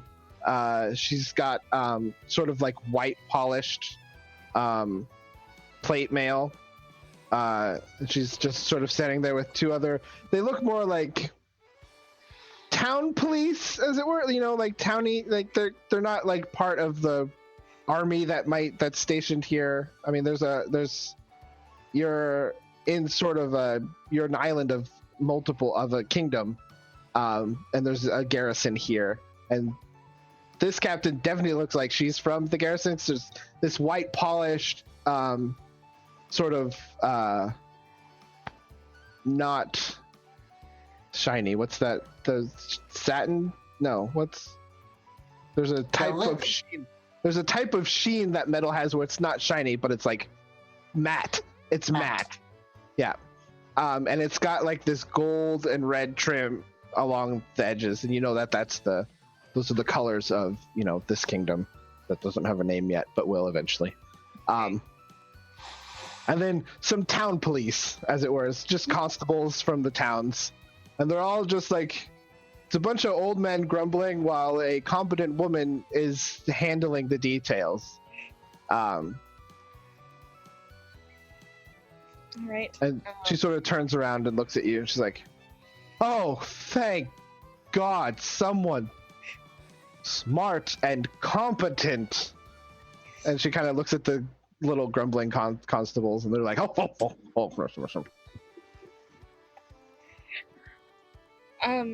Good evening. Good evening. Might I have your name? Yes, my name is Michelle Saint-Martin, Chevalier de Rose Fontaine. You may know my father, Remy Michel Saint-Martin, Chevalier de Rose Fontaine. I am very well aware of your father. It is nice to meet you. Yes. I am Peregrine. Captain Peregrine. Captain Peregrine. I've been told by some townspeople and one particularly jolly distiller. Oh, you met Heller. Yes. What did he have to say? That's odd. Heller hasn't been here Neko-Goblins stole the wheels off his cart. Oh, Yes, of course they did. of course they did. And it seems that there's a Neko-Goblin city island directly above. Yeah, my mother used to tell me stories. She used to read me stories, the Neko-Goblin Chronicles. Did not believe that this existed. Same. Hard same.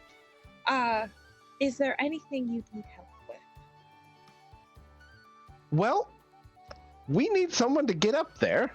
And she sort of stopped. And right now she has like this big great sword planted in the ground, and it's stuck like deep in there, and she's resting one arm on like one of the blade guards, because like this thing is as tall as she is practically, and she has it buried pretty deep so that her arm can hold. It's a huge sword, and she's tall, and it looks like she can wield that sword very nicely. And her hair is this golden blonde, and it's in this big thick braid that goes all the way down her back.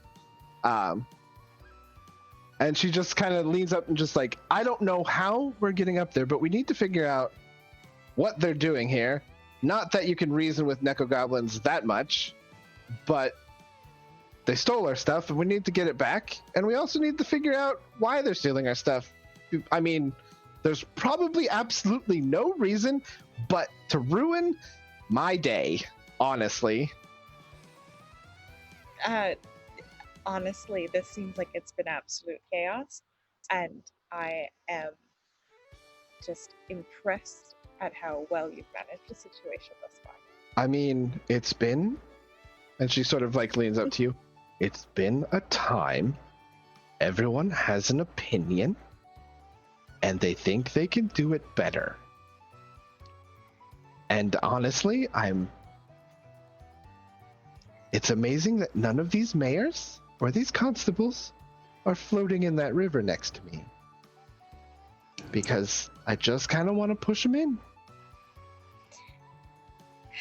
Understandable. Well, Heller has arrived.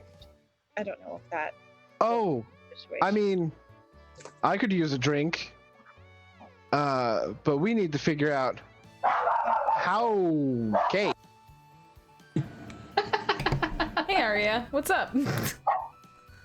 Could you just move the dog along, please? Just, dogs and Neko-Goblins, that's not a thing I want to watch today, because that's going to end up bad. We're trying to have a conversation. Look, I'm just glad that we have someone competent that could possibly, I don't know if you want to help me get up there, but I think maybe we talk to Heller, get a drink. We can figure out a way to get up there, because I need someone to get up there. And if we can get up there, I can go up there. All right, let's go have a drink. Have a drink. And you guys meet up with Heller, who's unloaded most of from his lopsided cart that is wheeled around, and he's kind of come close to you. He's doing a loop, and he's like, "Oh, Peregrine! I haven't seen you in forever." And Peregrine looks like, Heller, you better tap one of those now, because I need some thinking. I got some thinking to do, and we need to get up there and figure out what's going on with these Neko-Goblins. And Heather's like, I can help you with that. Hold on just a minute. Saving a special one for you, Captain.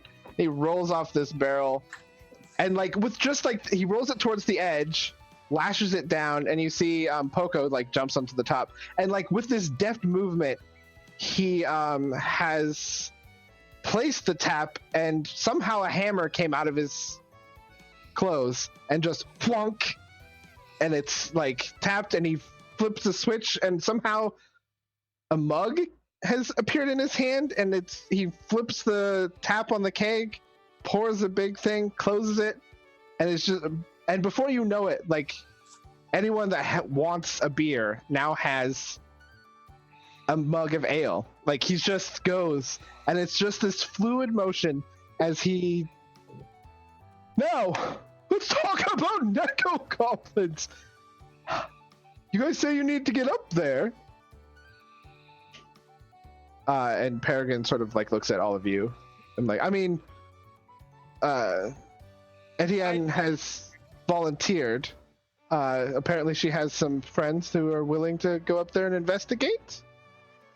Friends, are you willing to go check out a city of Neko-Goblins and investigate? Have we all gathered? Because we kind of split up a bit. Oh, well, Grayson is up at the cart. I think everyone sort of like called your attention once Yeah. you came back to the city. You all have a chance to catch up. I'm sure Etienne probably called Grayson over. You all managed to gather up. Langley. So that we're all. And now we have a beer. Yeah, literally arrive and is like, what? Oh. Beer in hand. This is excellent. LV wanders up and Owen is trying to scramble out of his pocket. And he says, well, Owen says yes. So I suppose I better go along and keep him safe. Oh, that's a brave kitten. So we have to go up there? We like thought the problem was that they're here. Peregrine sort of like looks at you, Captain Peregrine, this tall blonde. I heard the description, Dustin. Okay.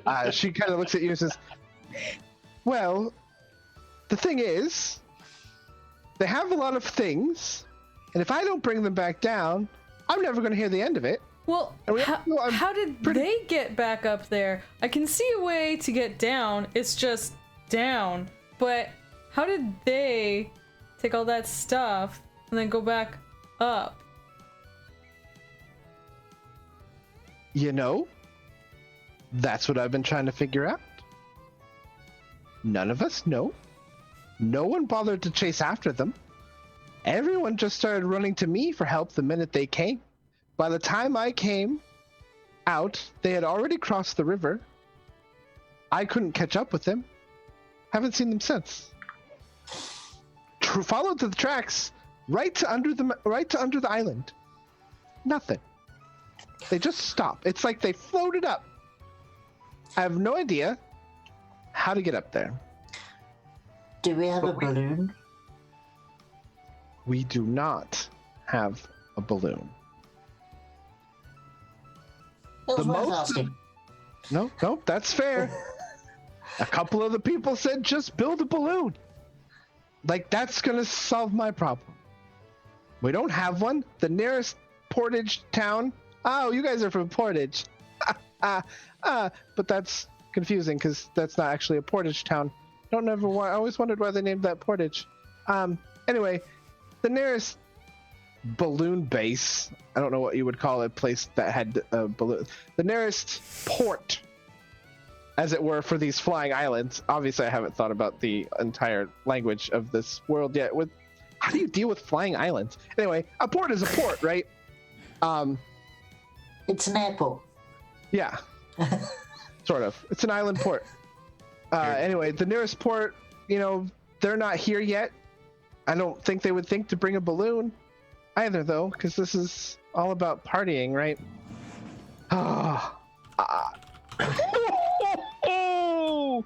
Poco, they need to get up there. I might have an answer, Heller says, as he's sitting there drinking a beer. Does it have anything to do with beer? Well, it sort of does. And he pours himself another one, holds up a glass, and kind of goes and blows some of the foam. It's like, that's how you get up there. Poco, and Poco kind of sits up on his hind legs. You want to call your friends, Poco? And Poco does this little dance in a little circle. And he kind of bends up back like a howling little dog, but except the howl that he howls is an amazing little song that it's like if sunlight had sound. And you see swirling from the clouds just up above 5 cloud dragons come swirling down and land at your feet. And these are happy ones? These aren't like the dark, angry cloud ones? No, they're white and fluffy, and they're bouncing around, and they sort of... Poco jumps down and is bouncing around with them, and his scales are glittering in the sun, and... I mean, there you go. Poco says that they're willing to help. They'll take you right up there. Okay. Are you ready, friends? How is this even gonna work?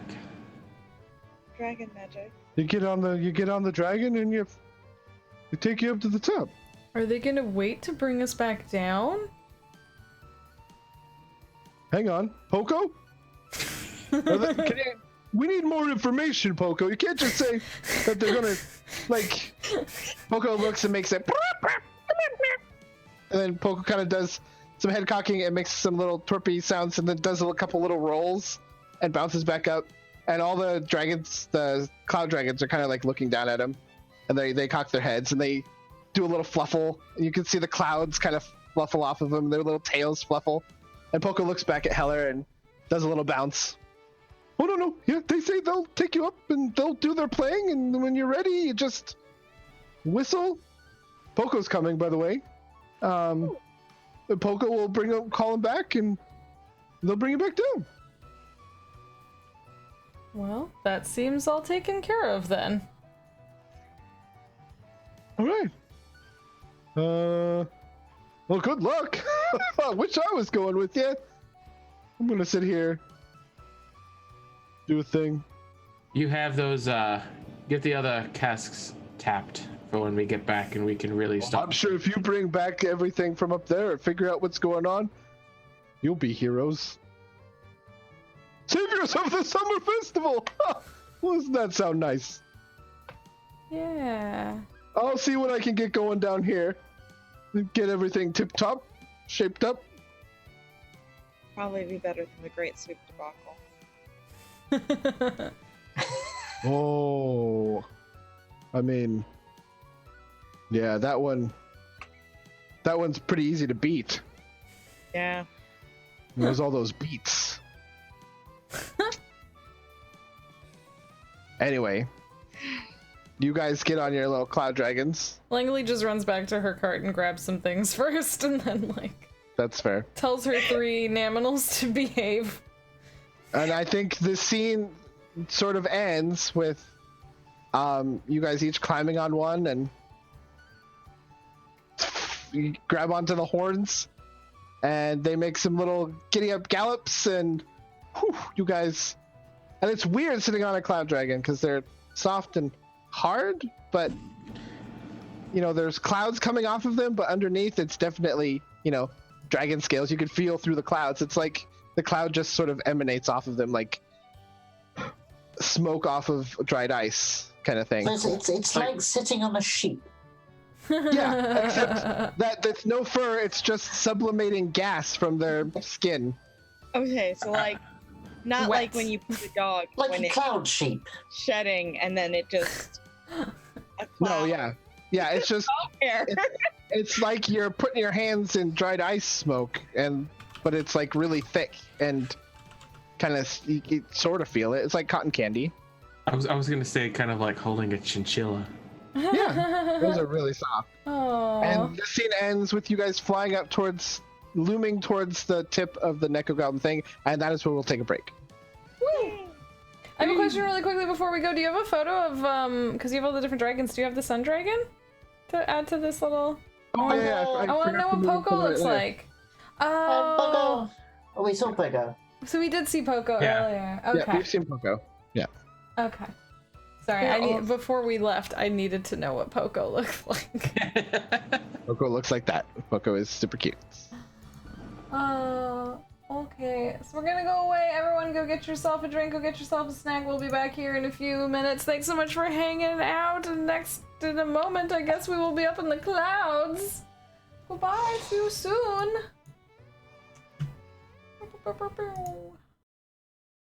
Arrogance really well. We're back! As we make jokes about Peregrine falconing with coming along into the sky. Hi, how's it going? We're on Cloud Dragons now. We are on Cloud Dragon. Yes. Peregrine, That's pretty great. the captain of the guard, and the captain of my heart. Yeah. Yes. I mean, you're not wrong. Okay, so you guys, Heller has, with Poco has called down these cloud dragons. You guys get on the cloud dragons, and the camera sort of pans up as you guys swoop up on these cloud dragons, and you approach the top, and they sort of land right on the edge of the island. And before you is the bustling Neko-Clawpolis. So to reiterate, so this island, there's a lot of small little bushes and trees, and it leads up to this sort of wooden pile fence. And then beyond that, you see these big wooden pillars with little huts and platforms out on the side all the way up. And there's just this bustle, and you hear just a bunch of, weird little sounds, and you have entered the Neko-Clawpolis.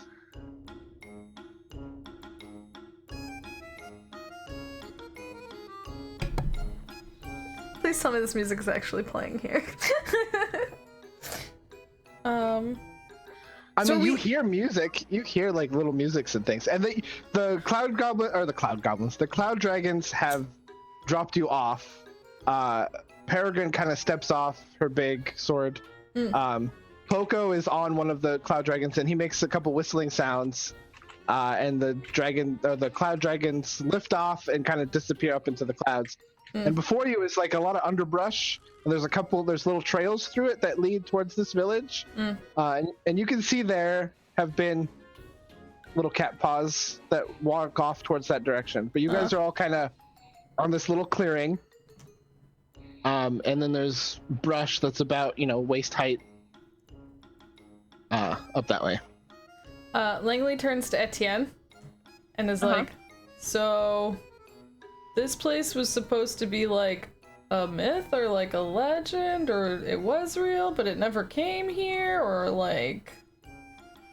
So there are stories of folk tales and children's books and some long lost legends, mostly, that Nekogoblins have a city that they originate from, and separately that some islands can move in ways that aren't just the seasonal rotation. So I'm going to mark these down as they're both true. And we're on it now. Well, So yeah. This seems like, and Langley stamps her foot down, pretty solid evidence.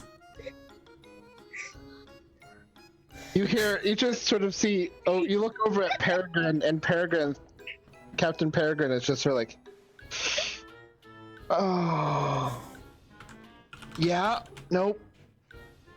This is solid evidence.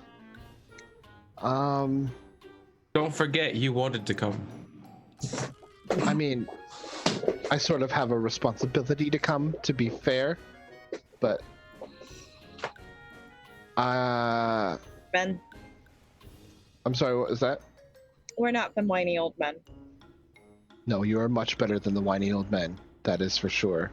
She sort of reaches back and just makes sure that her greatsword is like right. Now, do you guys have any plans? I think it would be wise for us to at least, Paw prints? yeah, Well, we should I mean, probably do it quietly. I have a feeling there's probably a lot of paw prints. I mean, we don't really know. I don't think we're looking for any specifically shaped ones. Well, but didn't people say that they took like their furniture? So, furniture prints? Hmm. I'm mean, not sure I- furniture has paws. But, like, when they've had to like drag it or something? Theoretically, if there are certain ones holding a heavier load, the footprints would be slightly deeper in this. See? I was right. Let's go this way. I And second that. Peregrine sort of, stands up and she starts marching through the bush in one of the little paths. But she stops like for a second and she turns around like, but quietly. And I need you all to do Oh stealth. No. So the No. deck. no! No! No. As you approach the gates of this Neko-Goblin town. I'm I was- retroactively saying I bought a pair of boots of elven kind. Oh, boo. Oh no! But also, that's those, an 8. those would be quiet boots. Ooh! John, jeez. Well, you don't fail unless you get past. You have to make my target number. 1 and 1. 1 and a 4. One crit, one Yeah, no, bad that's crit. you get a fumble point. I do believe that's how that works. And Okay. you're the problem is that I have put in my fumble That's- point. that's a 5. It doesn't really get to my target number of. I'm like a child. That's what you're trying to say. Yeah, 'cause the target number was 7. Listen, Langley never claimed to be good at this stuff. So I only had a 25% chance of getting this at all. Yeah, I got a 3. Oof! Oh. Dex is my highest. So, Oh. So Etienne and Grayson make it through. I should probably roll for Peregrine. 5. Oh, what are we kidding? Peregrine has a D8 in strength. Not so dexterous, but oh yeah, jeez, please. Peregrine makes it. Yeah. So Peregrine is sort of like leading this. Grayson and Etienne are like behind, and then we have Langley and Elvie who step on a couple sticks. But I mean, for the most part, there's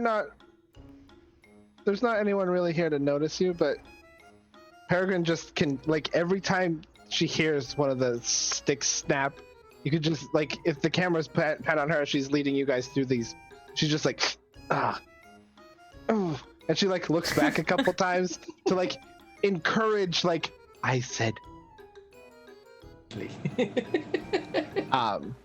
Langley freezes mid about to step on the next stick. The slow, do you like the slow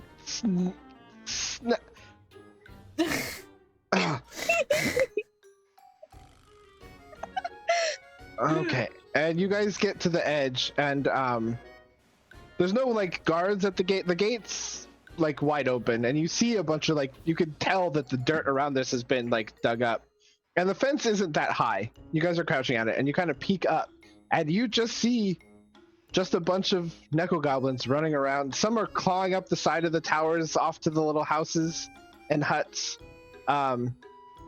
And they're in sort of like this huge little courtyard area. There's wagon wheels and furniture. And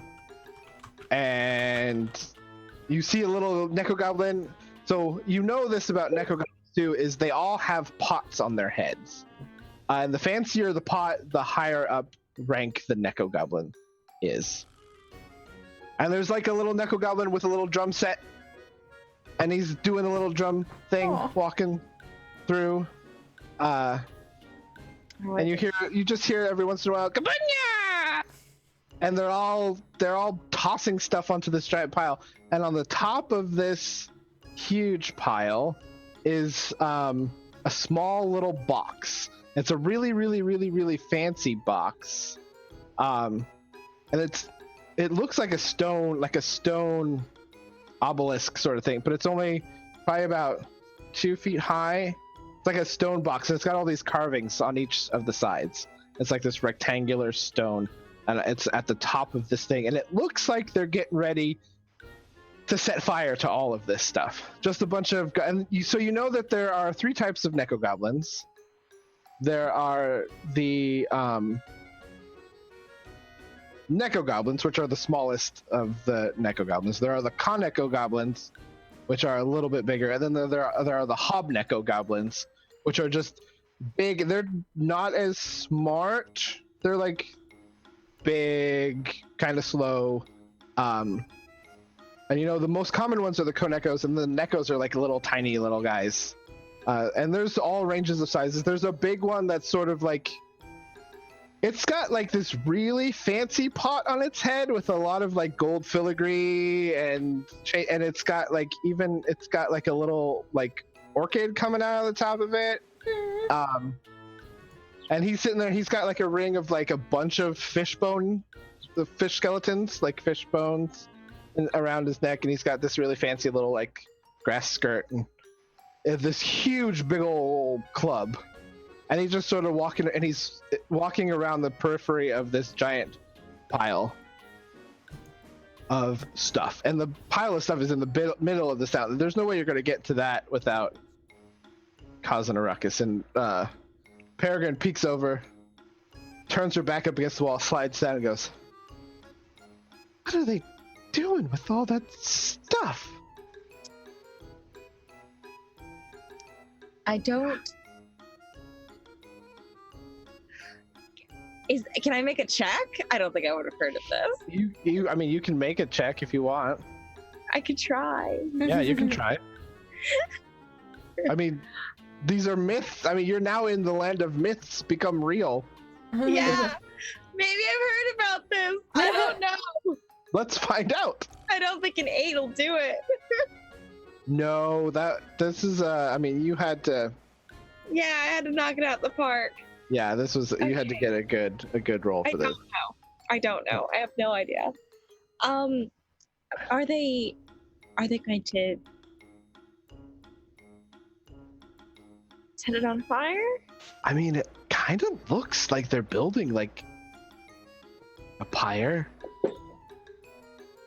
I'd rather they didn't make a pyre with our stuff. I would rather they didn't burn the stuff, because I'm not gonna have to explain that. I mean, I'll just walk off this island right now. Let's not do anything. No, I'll just grab onto. I'm never coming back because I don't want to have to listen to them complain. Yeah. We need to figure out a way to get that. So, that one with the boat. Do you think it could be the Neko-Goblin King? The big boy. I mean, he looks important. He's big. He's got gold on him. He's probably someone important. They tend to wear a lot of gold.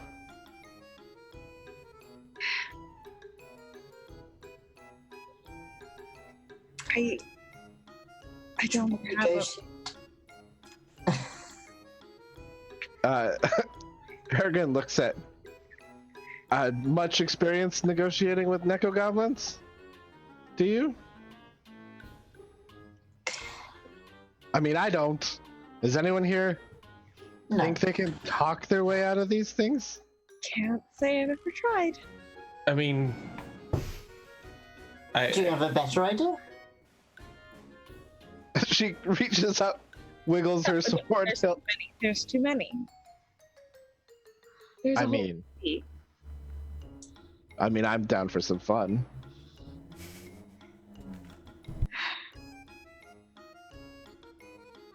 I love her.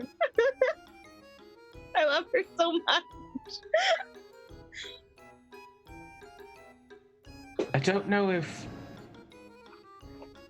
we could hold our own. I mean, you're strong, you got the sword. I will admit you look strong as get out, but like, I assure you, I am as strong as I look. I don't know about the rest of us. If we were all built like you, I'd say, yeah, it'd probably do the whole, we could probably get it, but I don't know. Well, I mean, please, they're Neko-Goblins. They can't be that sophisticated. I mean, we take a big guy out. They Maybe- do have a whole city. They do have a whole city. Yeah. This But is- they're so finicky anyway. We might be able to scare them. Look, I only know one course of action. yeah.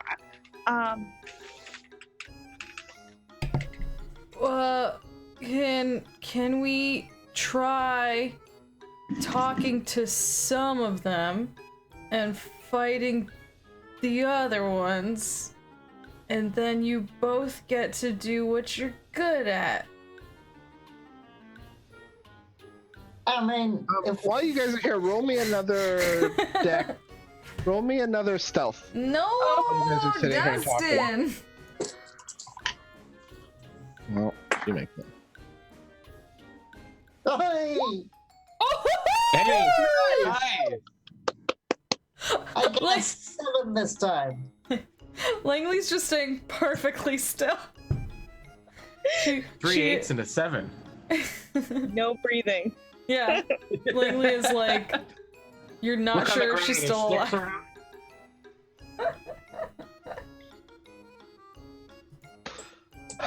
I like that it's a double critical, like it's a critical success and it's still only 8. Yeah, you sort of hear it. Gabunya! Bring it over here! Bring it over here! Gabunya! I'm coming! They can. make the pyre bigger! Oh, zip, there. That's what you said. Look, you were right. You got it. Okay. First things first. They can't go back down to steal more stuff. Okay, well.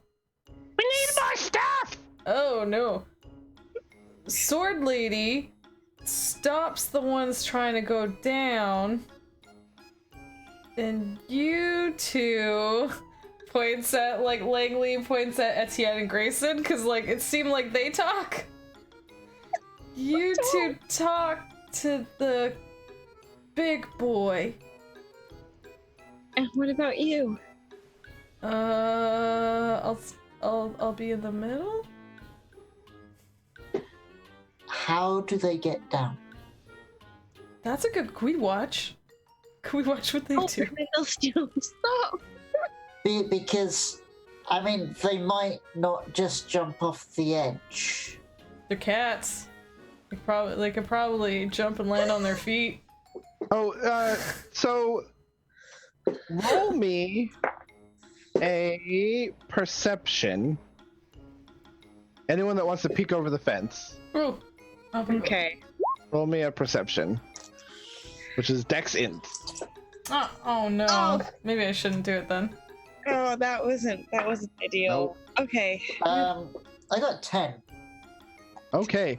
LV, you see, for lack of better term, because they're not that organized, a little platoon of Neko-Goblins, and they all have like little devices on their backs, and they're like pulling cords on their shoulders, and little wings are popping out, That is so cool. it's like little hang glider. What? And they're testing the little hang gliders. And then you notice on the other side these two giant balls of yarn with a rock tied at the end of one of the things. It's like it looks like a. I mean, it looks like a giant spool of yarn, but it's this big, thick yarn with a rock at the end, and then it's got little cranks on both sides, and there's a couple of the big, hobnekos, sort of like re-rolling it up, and that there's a big rock at the end, kind of tied in like a bundle of this yarn.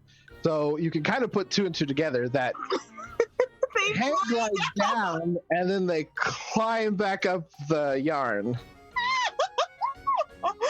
Okay, let's stop them from doing that though. That is And you see just a bunch of the kabunya, and they're sort of like,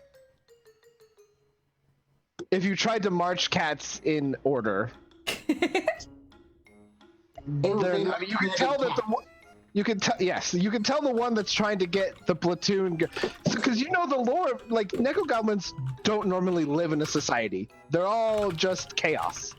And as you can tell when you look around, they're trying really hard, but it's chaos. I mean, they're mimicking things.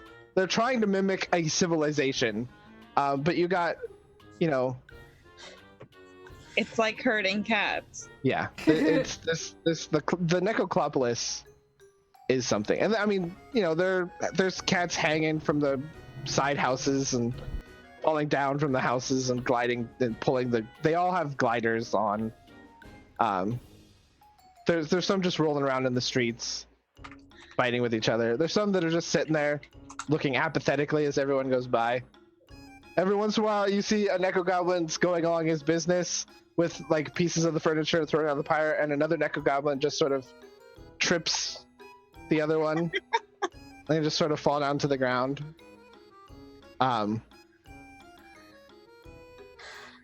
But it looks like there might be, they're getting ready for like another thing, and the big Neko, or the Hob Neko, is still looking at the pyre and directing and pointing at. And Peregrine just kind of looks at everyone and is like, We gotta stop. right, we gotta stop him. Okay. So basically, Running! they do just jump over the edge. Yep. Yes. And then So they wheel those big spools of yarn towards the edge, throw the rock off, and then then they roll it back up. And you notice that some of the spools have just like a big net, so like when it hits the ground, the net opens up, and then they toss all the stuff in, you assume, and then roll it back up. They are too. It's like, They're Like so like cute. a fishing trawler sort of thing. We're gonna have to use that to get the stuff back down safely. Okay, so don't. Because we're not Break. throwing a pyre of stuff over the edge of an island. I mean, we I can. haven't got that far yet. We can. I wouldn't recommend it. That's not a question. Mhm. How do I become a Neko-Goblin? Well, you can play as a Neko-Goblin in my campaign if you wish. It is a character class you can play. I just didn't Got offer it. it to you guys for this one. Excellent. Can we Oh say shit! that It's real life. You try really hard. Okay, I mean, you're working on it. practically there already. Yes. Okay. Okay. No. you- Peregrine sort of looks at you. It's like, I'm going after the big one. Oh. Are we just doing a fight now? I'll stop them from going over. I'll stand here and heal. I can do that. I don't know what else to do.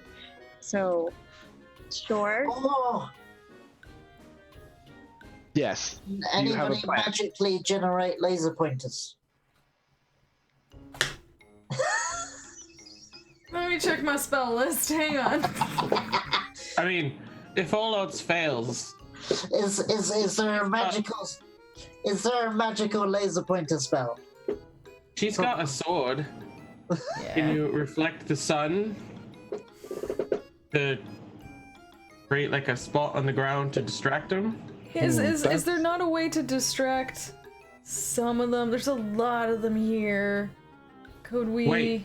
Do any of you have a mirror? No. No. The sword This is a is not a question. bad idea. I have an inventory. Hang on. Nope. You have a lemon tree? Inventory. Oh. Yes, I have a lemon. I have a lemon tree. Look. I have a Custom lemon tree. lemons? Oh wait, no, that's bananas or cucumbers. Does anyone have Yeah. the farmer? Does the farmer have cucumbers? Just throw a cucumber into the middle of the town. It's like a grenade. They all scatter. Because something, Actually, can we try something I was thinking. I mean, if you want to have a cucumber, I will let you throw a cucumber in at a group of. Does it count as an improvised weapon? No, this will just be a cucumber. How many balls of the yarn are there? Just one. I mean, they're wheeling two. There's like the one they climb up. No, actually, they're all just the net ones because that makes more sense. Because then they can just hang onto the net as they wheel it up. Okay. Yeah. But they have multiple ones of those. But right now, I mean, they only really need. None of One them or are two. going. They're all just strapping to go down right now, though, right? None of them have gone down yet. They're sort of getting ready to, because it's like a trebuchet on wheels, the big spools. So they're Okay. pushing it towards the gate that you guys are all sitting next to. Now, S- what are that? Ambush. what are the chances of, say, not breaking? Well, yeah, breaking one of these mechanisms that's holding in the yawn, and you break it, and the yawn just kind of rolls, and they all chase after it. I mean, that's assuming that they'll chase after it. It's as valid as a cucumber. Langley's going through her bag, pulls out like tomato, no. Apple, no. Pear, no. Cucumber? But if you, Well, we need to keep. Okay, but LV said we have to keep at least one of the nets so we can put the stuff back down. So we can't break both of them, but we can break one of them. Break the one that's used to have them. come up. you hear, it. Okay. And they're all the ones with the little things have started marching towards the gate. Cucumber! I'm reaching for my sword. Am I throwing this in? Are we doing this? Yeah, Yes. let's do it. Yes, go, I'm go. throwing a cucumber into the town. Okay, so there's no throw a cucumber check. I'm gonna ask you. Exercise? There's a hard exercise. Well, I feel like this is like intelligence to get you to aim it, right? And then I guess strength. Okay. So we're drinking. A Wait, drinking. no, it's strength. Oh, wait, drinking is Drinking is strength spirit. and spirit. Oh, strength spirit. So we need. There's it no was- strength intelligence. Let's say, because Search for food. you gotta herk it. yeah. You want me to have like the thought of like how I'm throwing it, but then also like the strength to launch it in there. Yeah. I can just roll dice. I know what that is. It's a 4 and an 8, so I can. I have dice. I'm a nerd. I have dice right here. I got. There's a 4, and there's an 8. These are the ones Jason gave me. Thank you, Jason, for my birthday. Don't screw me, Jason. Yeah, Jason, don't fuck this. Jason, don't fuck this up. Hey, this is Ryuutama. We do not curse. Sorry. That's why I said screw. I'm sorry. That's a 4 and a 6, and the 4 is a Hey. crit. Yep, that's a crit. So, Jason lives this time. Yeah, Jason lives this time. Good job, Jason. Captain Peregrine is like getting itchy. She hears the Gabunya march, and then she's just she's about to leap up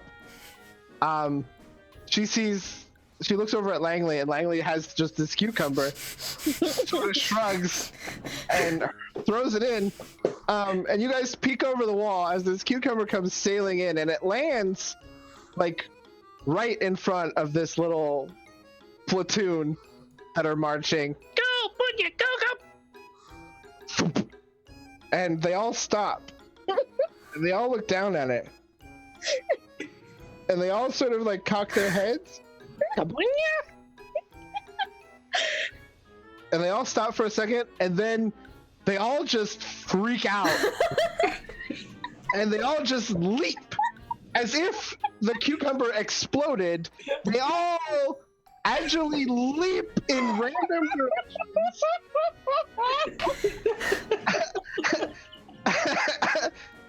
Just like, ah, what is it? What is it? Ah, and they just scatter in directions, and there's just like a little cloud of dust where this cucumber was.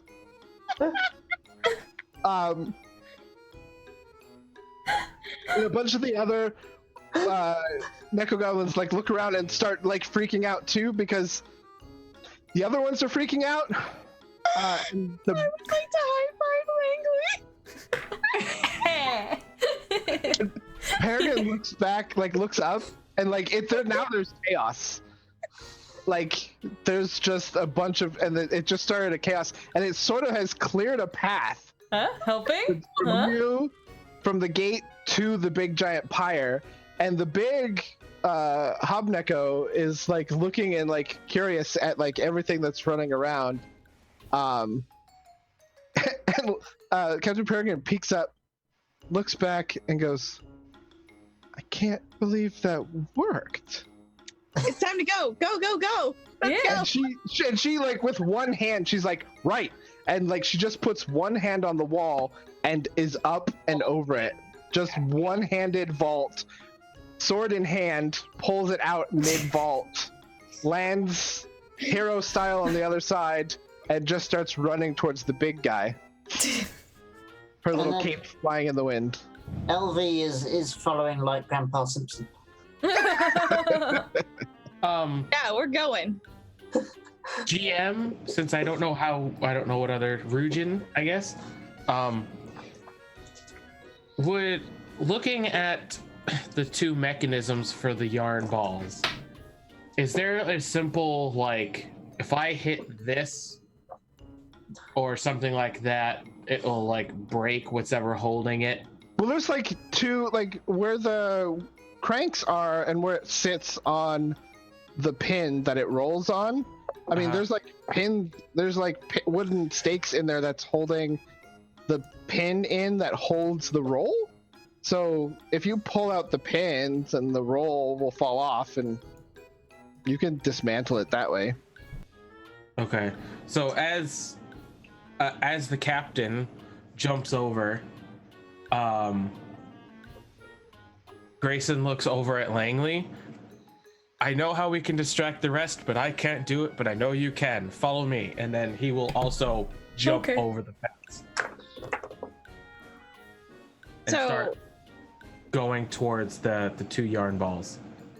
So the captain, Etienne, and LV are hustling, some slower than others, towards the main guy. And Langley, Captain Peregrine is in the lead. Yeah. And then just LV. Just Lydia's like right behind her, and then LV's like, yeah, okay. And then Langley and Grayson are doing some sabotage. Okay. Yeah. So Grayson and Langley, if you could do me a delicate work, Dex and Spirit, you get a +1. Actually, I'll say you get a +2 because you're both helping. So one of you roll and you get a +2. Okay. Do you want to do that one? Well, your spirit's high. My spirit is high. My dex is bad. I'm at average, so I'm at all 6s. I think that ends up being the same amount. between Yeah. a 4 and an 8 and 2 sixes. It's the same. Yeah, it's 12 either way and Yeah. a max. Math. Math. So, who Do you want to wanna- do the you want me to delicate do it? work part, and then if there's a smashing part, I'll do that part. Okay. That works. Okay. I'm more of a Delicate work smashy plus- person. Oh, holy crap! Oh, nice. All right. Good job. Yeah. Like with Langley there, Langley knows how farm equipment is put together. I think it's more this way. Grayson is like, okay, because like Grayson builds traps. He understands the basic. And Grayson's just like, smash this. And Langley comes in with, Langley, do you want to describe the weapon that you carry? So We'll get a chance Langley, sorry? You never got a chance to. So you're gonna hit it with this weapon that you carry? Yeah, so like Okay. Langley has like this pole sticking out from her back, and as she takes it off, it's a real big old shovel. And she's like, come on, digger, and does a smash. And then Digger. Grayson does a little like work on the mechanism again, and then points to a spot. Smash here, and you smash again, Can and do then smashes. boom, this thing, delicate yet rough, work is done. Precision pointing on Grayson's part and delicate smashing on Langley's part.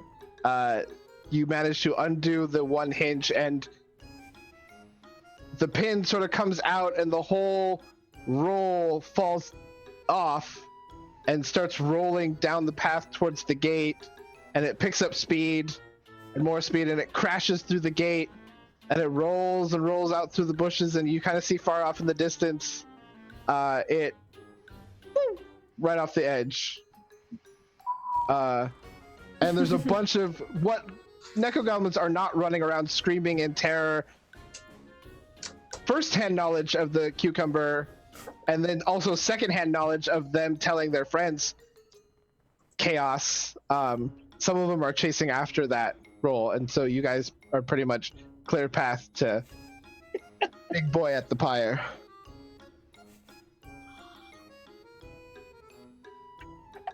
And just to be clear, the one that he made sure the one that they broke was the one to go up. So the one to go down is still working. They both go down and up, I think.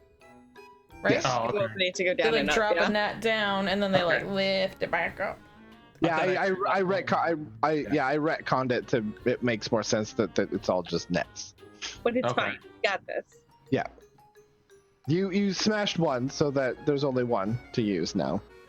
All right, so now we're gonna get all of you guys to roll me an initiative. Oh no. Now. Which is, That's not something that I can just click on. hang on, let me get back to combat rules here.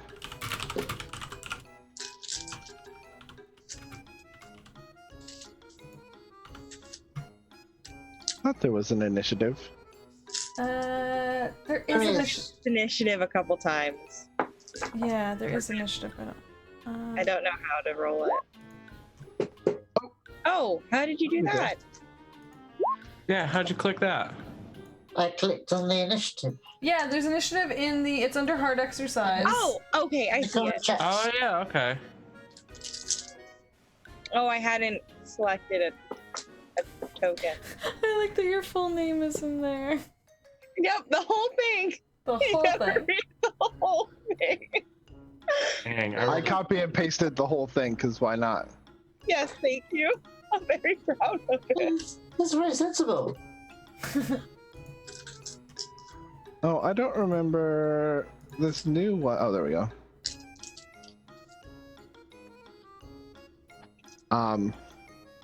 And now I need to remember Dex and Int. Okay, so I guess I should write stuff down.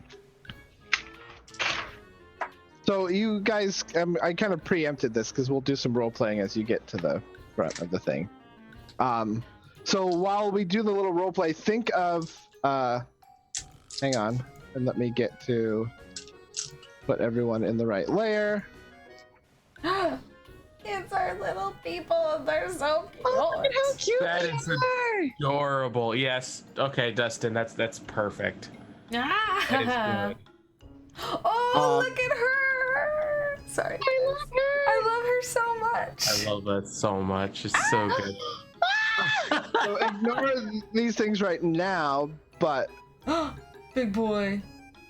so while I RP Big Boy and Captain Peregrine, think about, so the thing that's going to happen is there are, The objects.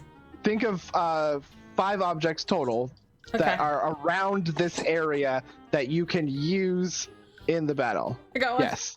Feel free to draw them the on cucumber the. is here. Okay, that's 100% fair. So think about your objects. Feel free to draw them on the map to represent whatever, and we'll get into the thing. Do we put the object in the box of the initiative that we're going to go? No, you just put an object, because it's, you get 5 objects. Do you want us for to the draw battle. it? Is that what you said? And there's little objects. Yeah, just draw a little object in that box. I will attempt to draw a cucumber. Oh, someone got it. I'm sure it won't turn out bad. Oh, no, someone's drawing something else. No, you can't throw Alwyn. Yeah, you can't use people are not objects. No. No, that's actually a rule in Ryuutama. Well, I can't use my kitty. Not as an object. The objects are Okay. like for interacting and fight. Like they're usually the environment. They're like things that are on the Yeah. floor or like around. Objects must be things that suit the battlefield. For example, if the battlefield takes place in a town, suitable objects may be carts, fruit stands, fountains, stone walls, and other things found in the town. Because you can describe how you either use the object to like bounce off of for an attack, or hide behind and shoot an arrow, or you can literally pick up something and like I distract them with, this, or This cucumber.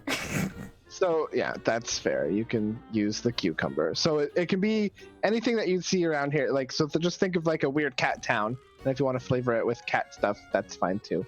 Or stuff that's on the pile.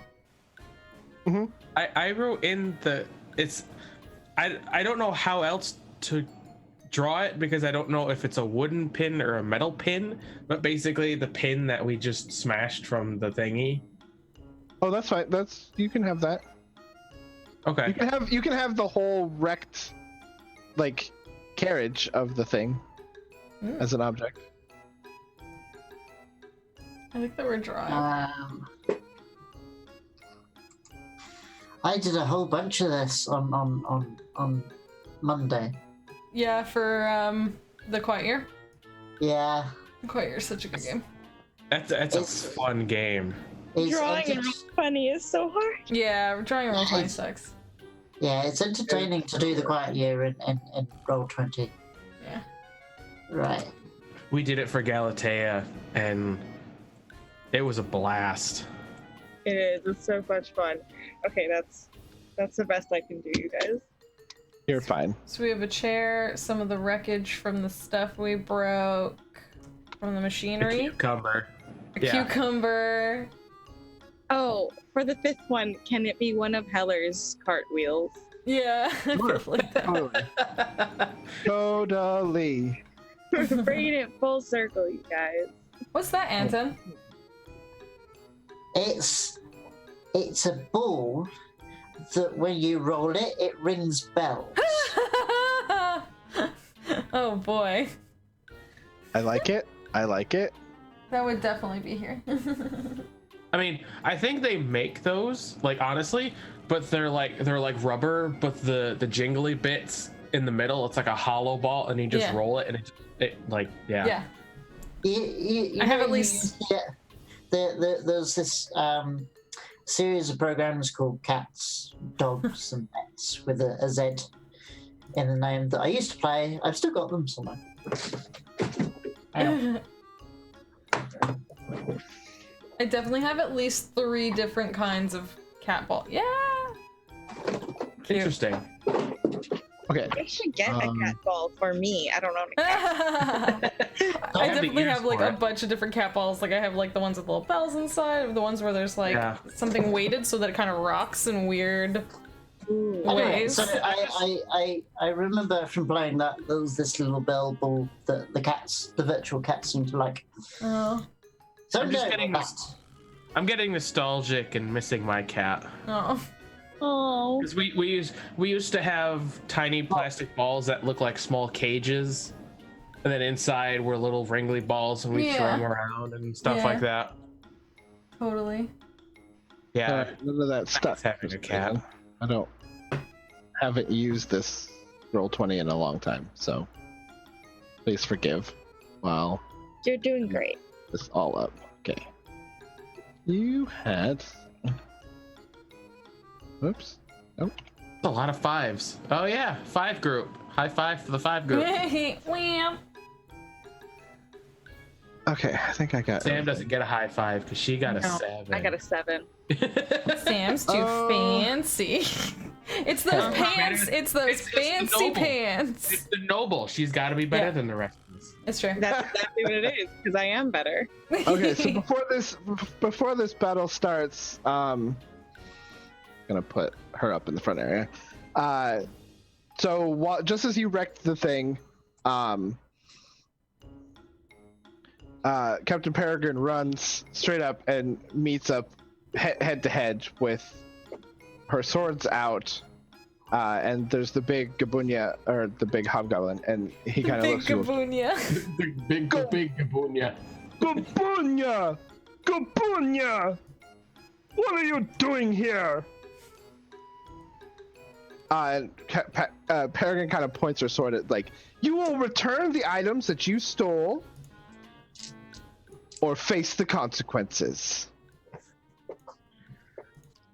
And the big, fancy, potted, the hell are they called again? Hobneko goes, no! These are our things now! We use them to keep the light safe. You go now. And he takes a big swing at Peregrine. And Peregrine, let's see. Combat works like this. You roll an accuracy check, which is, oh, these guys are tough. And then the accuracy check tells you something equal to the target's initiative. Oh, so yes. Yeah, initiative is That like hits. AC in Ryuutama. So you want, Oh, that's yeah, not good. that's right. I remember now. I'm remembering now. Yeah. So that rolls and that hits. I have That a 7 because I'm better. So that they do a damage. Okay, that's not bad. That's a low damage. I'm gonna say that she has that many hit points. Okay, so she takes a hit with this big old club. She takes this massive hit, and she sort of rolls along the ground a little bit, and like then manages to dig her legs in and like stops standing up, puts her sword down, and then it is Etienne's turn. Yes. Cool. Oh, I should move So, this boy to the front area there. And so, like, you see a couple other little. After that hit, there's a couple of the Neko-Goblins that look and like, Gabunya! They attack us! And they Okay. kind of join. They joined the fight. so I'm also going to join the fight, and I'm gonna do a stabs. Okay, do a stabs. Roll me an Alright. accuracy. Yeah, and I have a +1 to my accuracy with my blade, because I'm awesome. Oh, and what if you use an object to get a +1? That object gets removed from the board. Okay, You use cool. them- But this is just because I'm Yeah. mobile. No, yeah, I know. I just wanted to get that out there to let people know. Does an 8 do? Well, you get what's the +2? I don't know. I have 1. I don't know. I did +1, so it should actually be a. Yeah, no, it 8 or a 9 hits on the big boy. Yes. Whoosh. All So right. then roll your damage. Yeah, hold on. I'm gonna. Maybe this'll. So that should be Nice. 1d6 plus 1. Okay. No, So it already has the +1. I don't have to add them. Okay, sorry. so it's 5. -1. 4. Oh, 4 damage. Yeah. Oh, 4. Okay. Cool. Then one of these little guys, Etienne, the little guy is gonna try and take a attack at you, which is a No, D4. You're fancy though. fancy. You're so fancy. D4 and a D6. Hey, don't hit me. That's 6. So no, that misses you. Yeah. Nice. And now it is the captain's turn. The captain is gonna come in and swing. Oh shoot! That's not good. I improved. Well, no, I improved her, and I didn't give her a weapon. Well, improv are pretty good. So I She just. has a weapon. Well, I meant like. I didn't write it down. It's a So, big one. yeah, she's got the big blade. I'm just trying to remember what it is. What it is. And that is Dex and Strength. Okay. So that's a 6, 7, 8. Oh yay, that hits him. And then the damage is Strength. Oh nice. Okay. Okay. She takes a big ol' hit out of this boy. That is that many hit points. I can do math. It's simple math. It's small numbers. Next up is should be doing this. Langley. Oh, really? Yeah. But we all have like 5. I'm next. Does everyone remember what their condition checks are? Oh Or- yeah, or my condition check was work. really good. So that you'll go Wait. because okay. I just thought maybe because me and Grayson were kind of like running up from behind. Maybe we were like next, but I go. Yeah, Okay. just she had a 12 to her condition. Yeah, I Yeah, 'cause had it a goes- if really. you all I'm have feeling. the same initiative. Those with the higher condition go first. Yeah, I'm feeling really good today, so that's cool. I get you. I'm going to.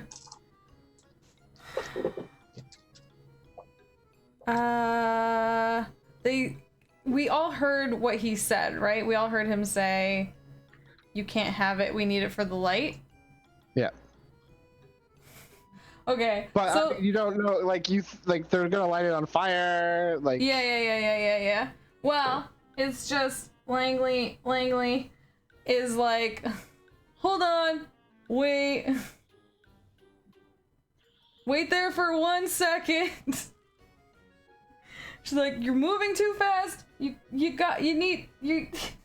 causing problem. You need to go slow. You're causing problems, and this needs to go. Briar, no. And that's her dumb spell to make a whole bunch of briars appear under their feet, and they get stopped. Like they. Are the entangle spell? Yeah, it's a thorny briar spell, and it causes everyone in the target area, and I get to choose it, and so I choose their feety feet areas. Okay. And they receive -2 penalties to their initiatives. Oh. And they're all slowed down for the next round. And I'm like, okay, so hang on. So just for the, What's the light? one round? They get the What's- negative just for the round? No, target receives negative penalty initiative. What's the slow It down? starting next round, they are slowed. Okay. Starting next round, they are all slowed. By 2, right? Yeah. Easier to hit. It's true. Langley thinks she's helping so we can talk, but everyone's probably just gonna do a smash-ems on them. I'm sorry, kitty cats. They're bad kitties. But maybe they think that they have to do it. Maybe they don't. What's the light though? So the vines, you only have 10 seconds in I a know, round. I'm sorry. So, you only get out some of that. You get out the casting of the spell, and all of a sudden, like, these vines come out of the ground, and a lot, they're all like, Gabunya, ow! Oh, Gabunya, ow! Ow, Gabunya, ow! Ow, Gabunya, you're not nice! Oh, I'm sorry. Takes one to know one. Bye. Stop stealing stuff. Yeah. And then it's Elvy's turn. Or Grayson. Grayson and then Elvy. Sorry. Grayson first. Okay. Well.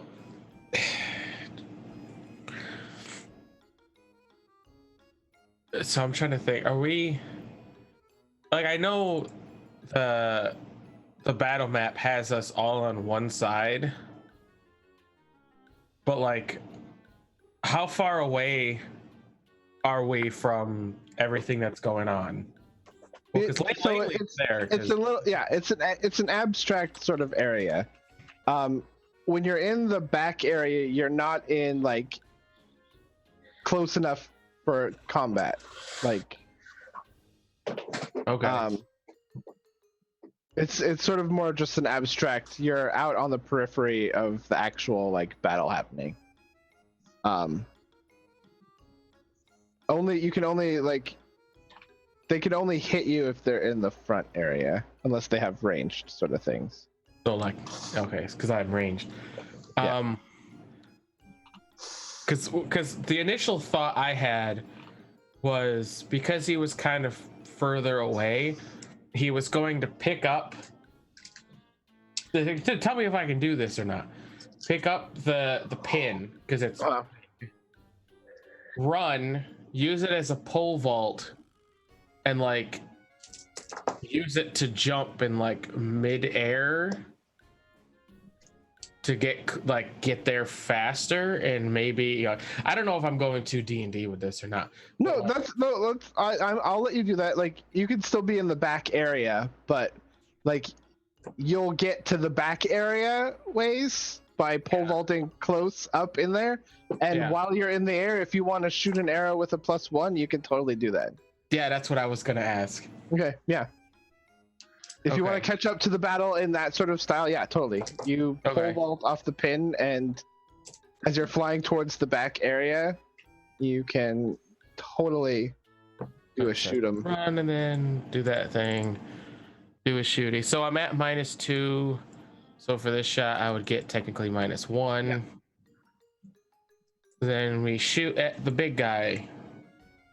Oh, nope, I clicked add. That is not what I wanted to click. Yeah, I'm gonna redesign some of these forms for Roll20 because I can come up with a better one if I learn some coding really quick. I believe in you. Honestly, I don't think it would take too much. They're a little complicated. Wow. So that's 6. Oh wait, no, 5. That's a 5. 5. Yes. So that misses. Well, Did you add your 1 onto it? It's normally -2. Both -2. -1. But yeah, I was going for the big guy, but I'm gonna miss that. Yeah, no, it sort of funks into his big old club, and he kind of looks at it, and he looks down at his feet, and he's very confused about what he should deal with first. Oh. And now it's Elvy's turn. Dang it all. That's okay. It was a badass move, though. There are some.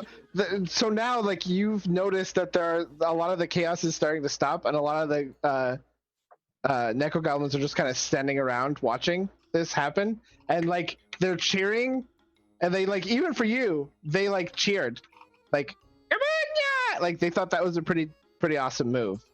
Grayson like stands up, kind of like sheepishly, kind of, but then he's like, "Oh wait, they're the enemy," and then.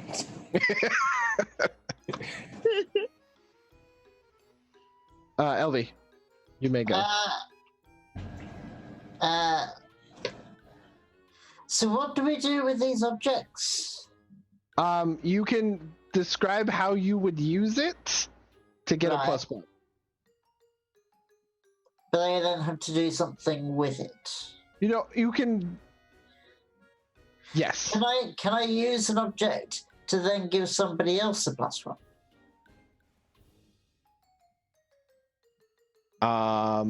Well.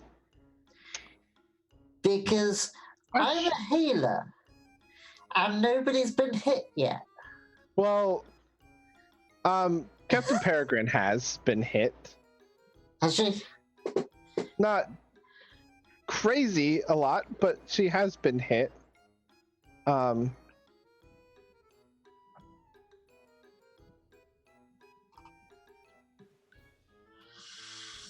Yeah, it doesn't really say that you can use it for other players. Right.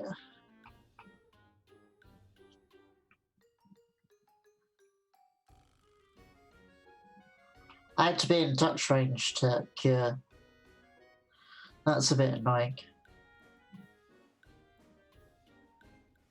Mm-hmm. Right. Well, I'm just gonna move into that back area then. Okay. Yeah, I was gonna say you could move over behind. Then I think I'm gonna grab Owen from my pocket, and we're both just gonna stand there and blow raspberries at them. Okay. I'll let you do that. Like some of the Nekogoblins on the side are like looking at you, like blowing the raspberry, and some of them are trying, and sort of like.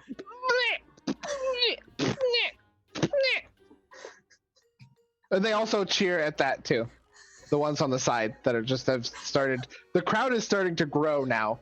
A lot of the chaos is stopping because they're like watching this. And now it is one of. It's we're back to Big Boy.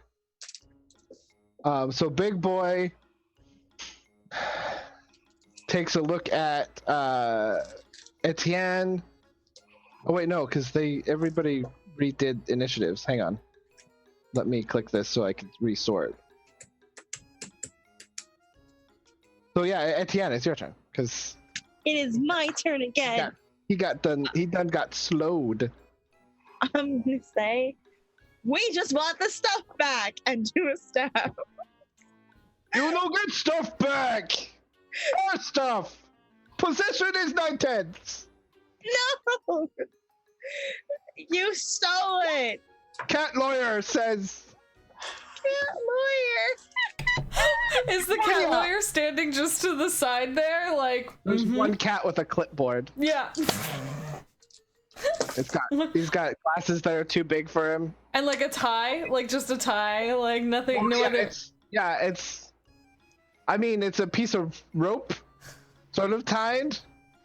But they put paint on it. Very handsome. He's a business cat. Business. Okay.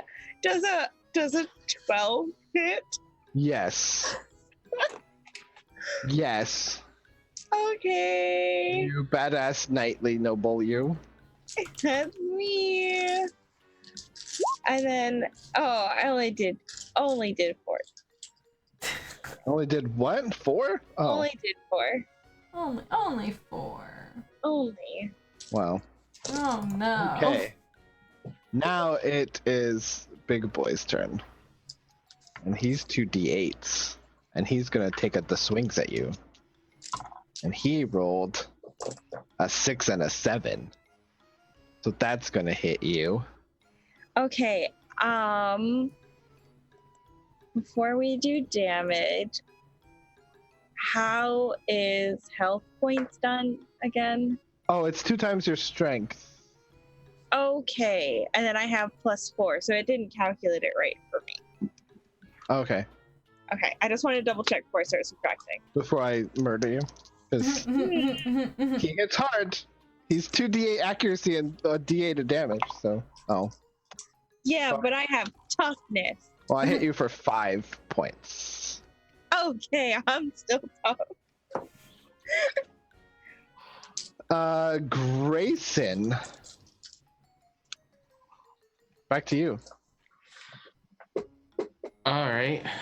And so, that whole like fighting scene, all of the Nekogoblins are like, "Ooh, ah!"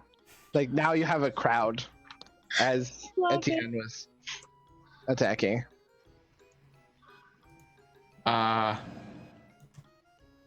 He will take another. Well, are there those 2 other small ones? Are they trying to fight as well, or are they just kind of sitting there watching? They're those 2 are in the battle. Okay. I'm just counting it as 1 token on the board. Oh, okay. But they got slowed and I haven't really gotten a chance to come back yet. And I also forgot about one of them last round, so.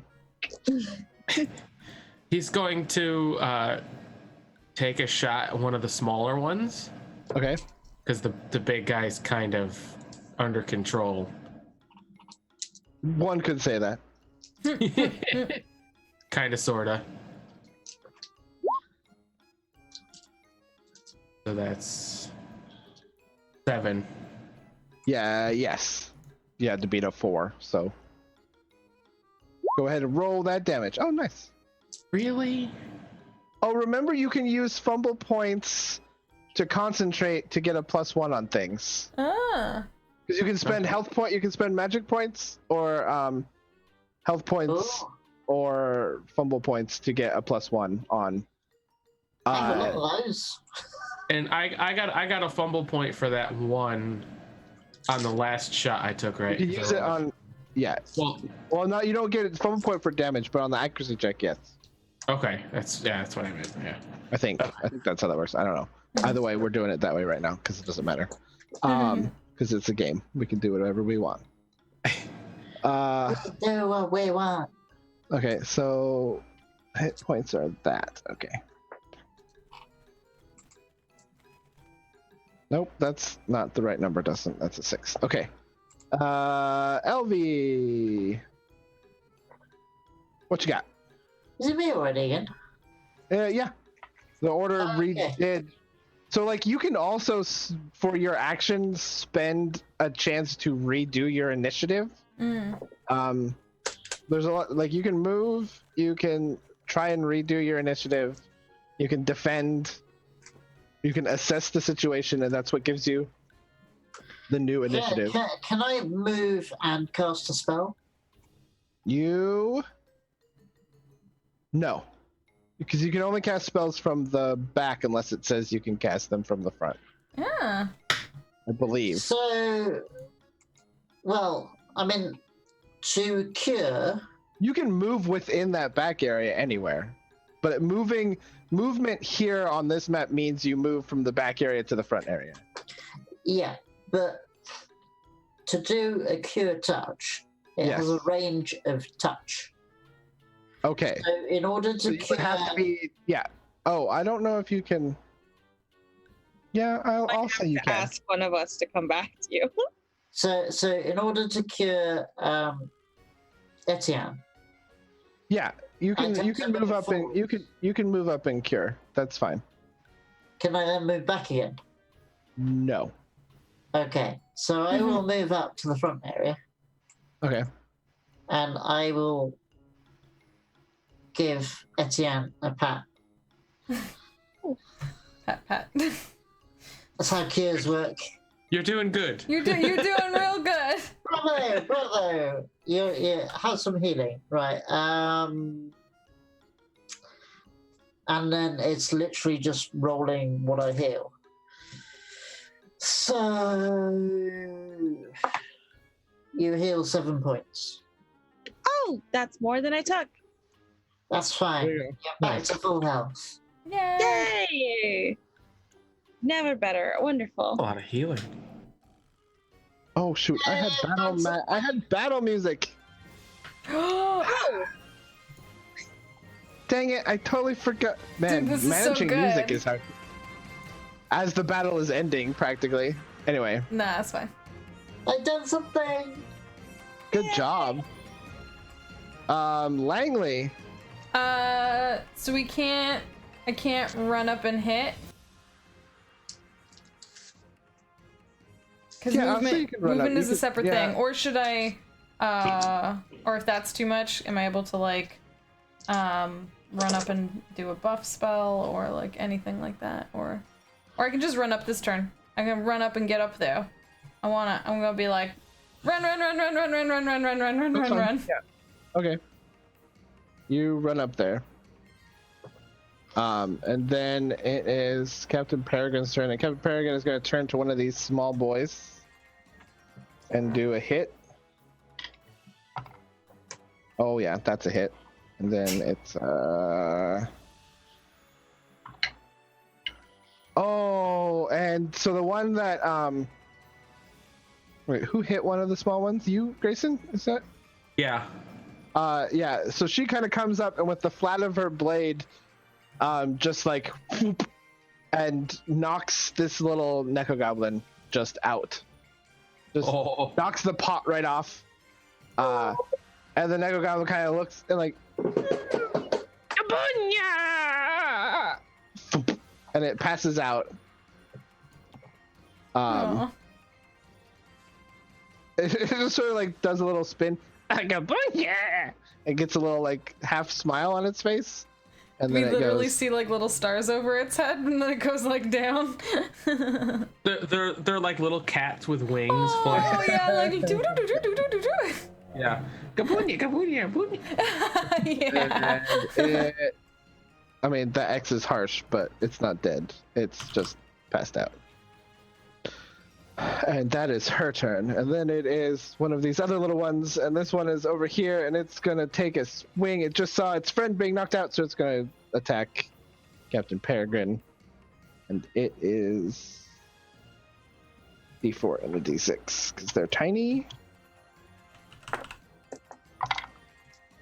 Ooh, that's... Oh, that just hits. Okay. And then their damage is a little old D4.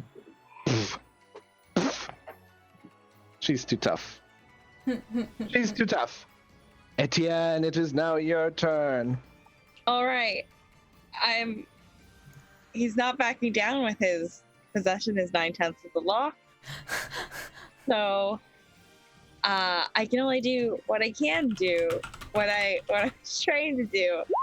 Oh, that's not a great stab. No. That's That's it's not the best stab, not a great stab. but It still succeeds. it still succeeds. Okay, now let's do a damage.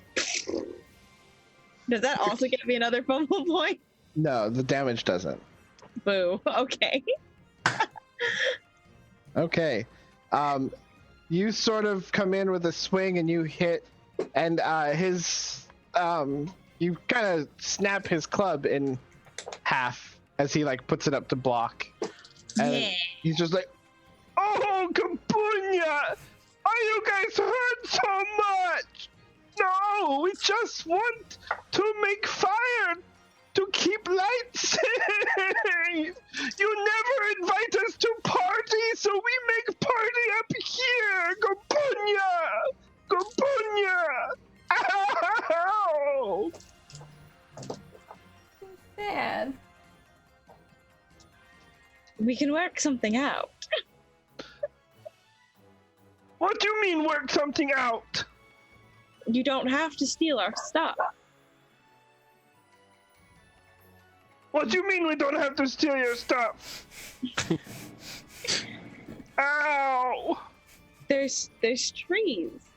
We can just make regular bonfires, not our stuff bonfires. Well, couldn't we also invite them to the party? If they promise not to steal anymore? We won't steal if we can party. Gobunya. Looks over at, like, Peregrine. What? Honestly, this is your decision. Okay, wait, hold up. Like, everyone just calm down here for a second. And she puts her sword to the ground. Someone check on that poor little guy. I couldn't bring myself to hurt him. I'll go and hear them. Okay, let me get this straight. 5 points. Okay, well, yeah, that little Neko-Goblin kind of sits back up and looks at the broken pieces of its pot and just kind of goes, Oh. My pot. the big boy goes, kind of looks at Peregrine and goes, wait. Are you telling me that you are fine? Like, if we invite you to the party, you're not gonna steal, you just want to... Can someone else talk? I don't... All right.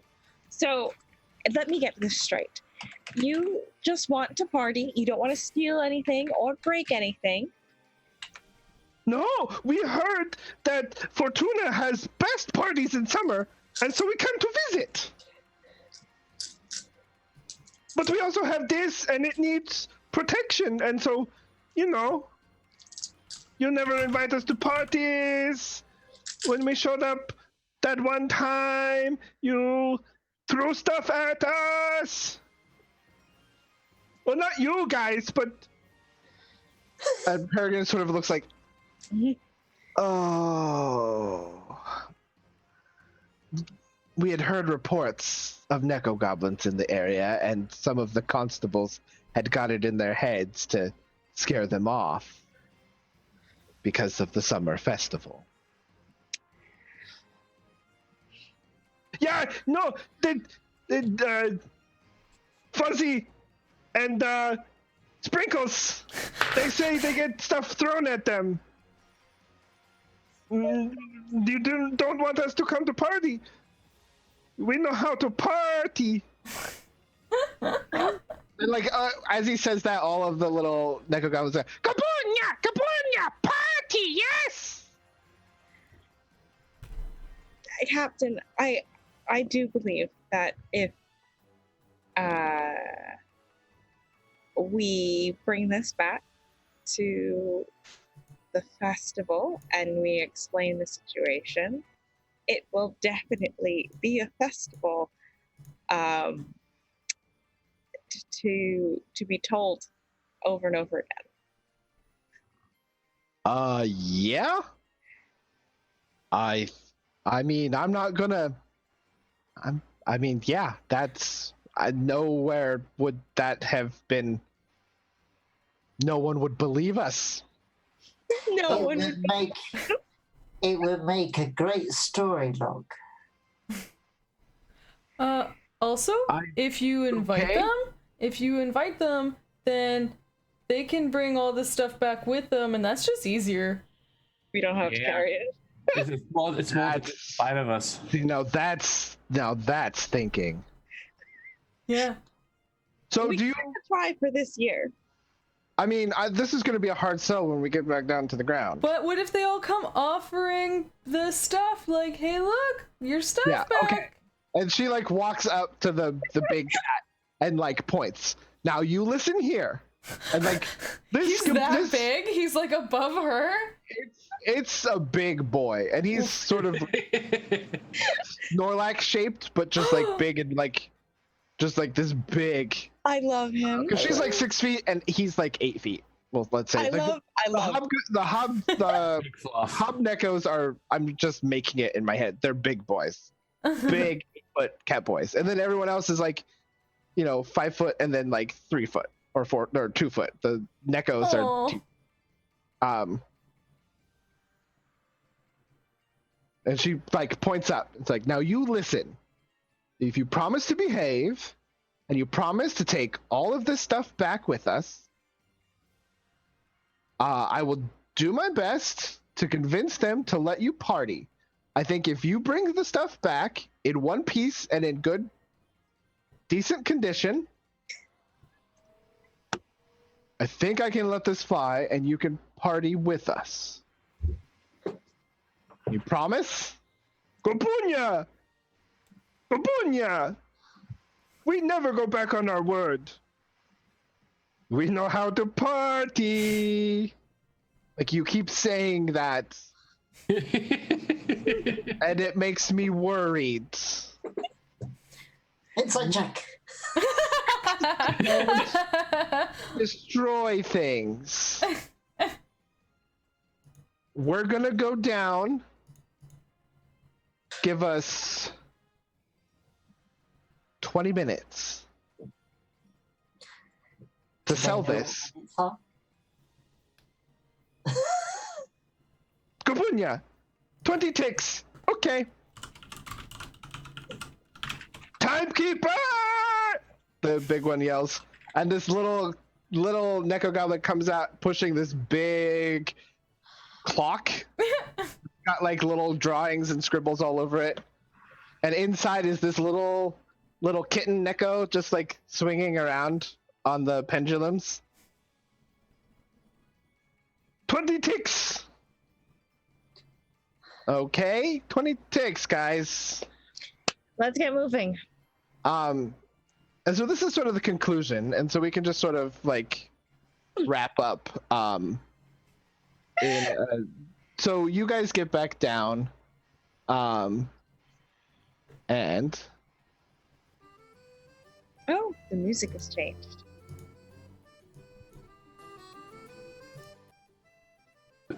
Something that I'm enjoying about this whole thing is that the music and the whole environment just makes me think of Stardew Valley. I just imagine all of us are like Stardew Valley sprites, and that's the kind of like universe we're in, and I'm okay with it. We're all so cute.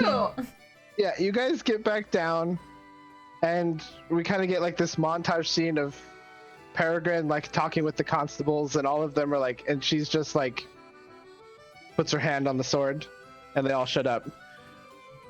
And so you get the Neko-Goblins all come down, and we can kind of play out this little scene as they're all just like having a part as they bring all the stuff back, and everybody's like sort of happy, and now you guys are all sitting around, and boy, do these Neko-Goblins know how to party, because they are dancing, and they're teaching some of the kids some dances, and they brought down some like big pots that they have that make their like, I mean, this is a fish stew. You don't know how they get the fish because they're a floating island, but this is some of the best like fish stew you've ever had before.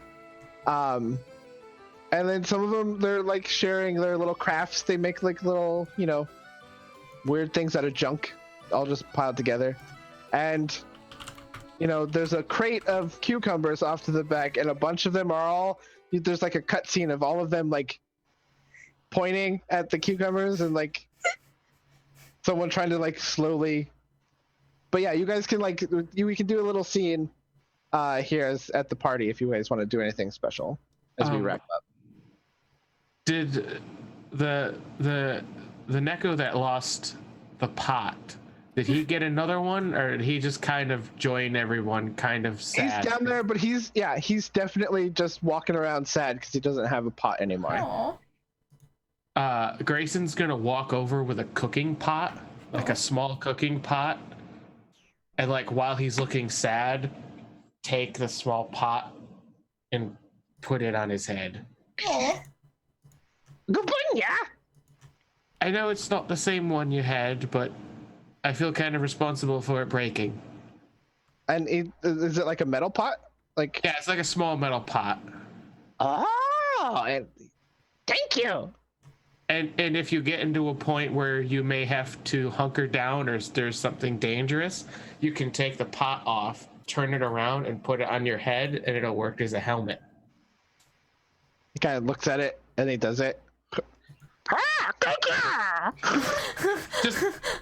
just don't move too fast with it like that, because you'll run into He's already halfway running off to, and then he like runs into another Neko-Goblin. Oh, what have I created? And then he runs after the goblin. Armored Neko-Goblins, that's what. Anyone else have a scene they want to do? I think Etienne goes back to the mayor and just like, while watching the festivity, just sidles up and goes, "This is better than the soup debacle." Oh, darling, this is way better than the soup debacle. I couldn't get those beet stains out for anything. I mean, we just reused all of that fabric as curtains. That's why the town hall is all red curtains. It looks lovely, but at least this I mean, Jimmy was red for 2 months. blends in with the curtains. No, that was a problem that he blended in with the curtains. Sweetheart, this one goes down in the books. Yes, much rather be the hero of the great Neko-Goblin party. Oh, this summer festival is going to be one that they remembered. And you know, I may just put in a request to have you on semi-regular detail. It can be discussed. If you want to hang out at Portage, I might have an extra house no one's living in. Are the curtains red? Everything's red. You know, Captain Peregrine comes by every once in a while. Sold.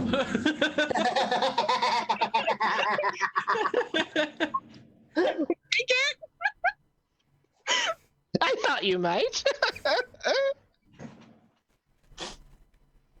It's because she like nods over, and Captain Peregrine, she has her armor off, and it's just sort of like the leather jerkin, and she's just sort of like, it's all just the top part of her armor's off, and it's like the leather jerkin, and she's sitting next to the fire, and she's drinking a beer, and her arms are, you know, bare, and there's Big. They're big. Her arms are big. Flexing with every sword punch she brings up. It's stabbed into the ground again, and she has her armor hanging on it right there. You know, she's just under a tire, under the, you know, all the junk that's under armor. Yeah. She's She's undone her braid and kind of let her hair Oh, like. no. They broke the Sam. How could you do this to them, Dustin? dangerously bisexual.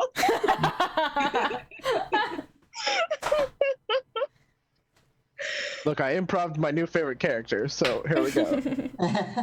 Anyone else want to do a thing before I do a wrap-up thingy? I'm just going to say that the LV will sit in Langley's cart, cross-legged, just giving the cat scritches. Yeah. I was gonna say that Langley pulled up her cart near Heller's to be like close to the to be close to the beer.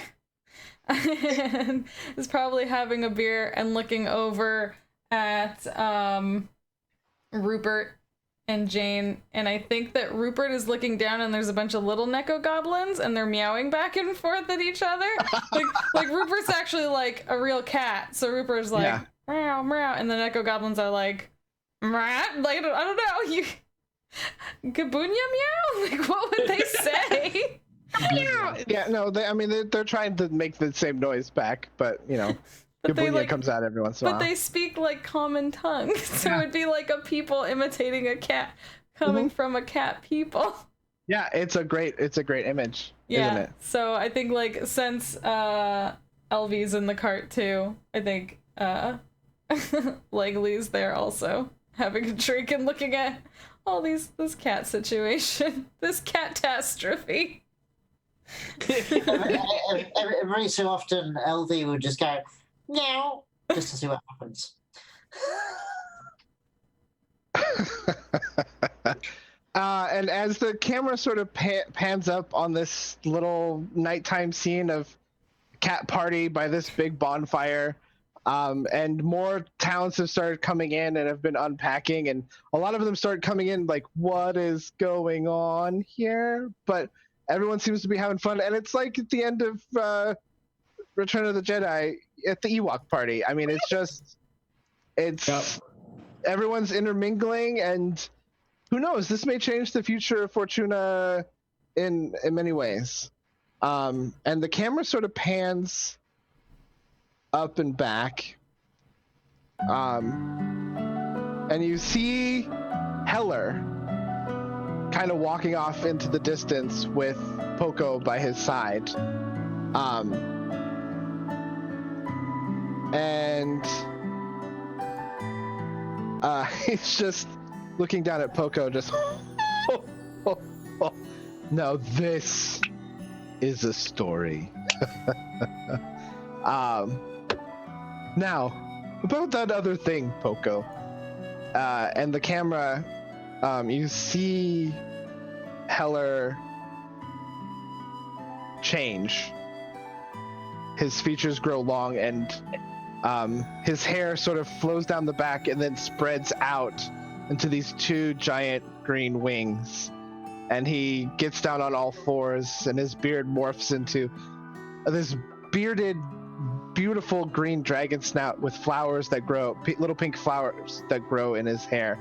And he, with one beat of his wings, he flies up to the Neko village, the Neko-Clawpolis, as it were. And he lands where they have left the little stone box.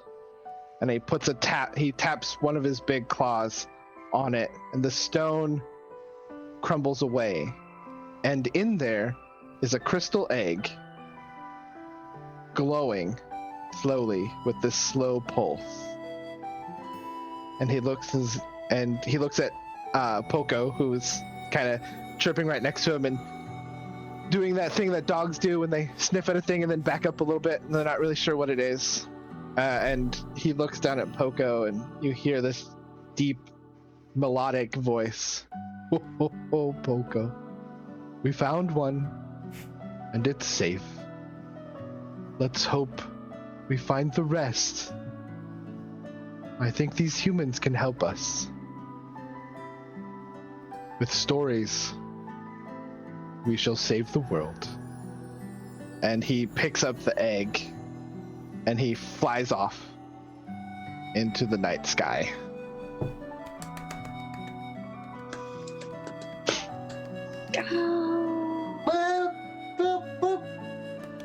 And that is my Ryuutama one-shot. Yes. Awesome, thank you. Thank you for. I'm playing campaign now. Well, that little end was the teaser for my campaign idea, so. Yeah. I I am. kind of want to play in it now. But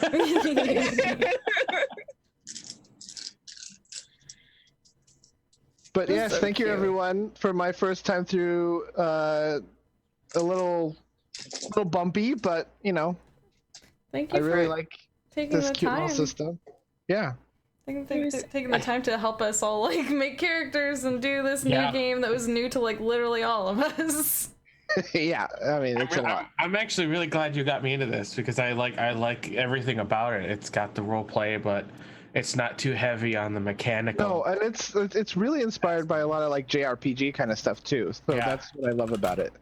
Is it feels a lot like JRPGs. So Yeah, I would definitely be up to playing this again, one shot or campaign. So there's talk after the new year once my work slows down because we're getting into busy season. But I would love to run something in this.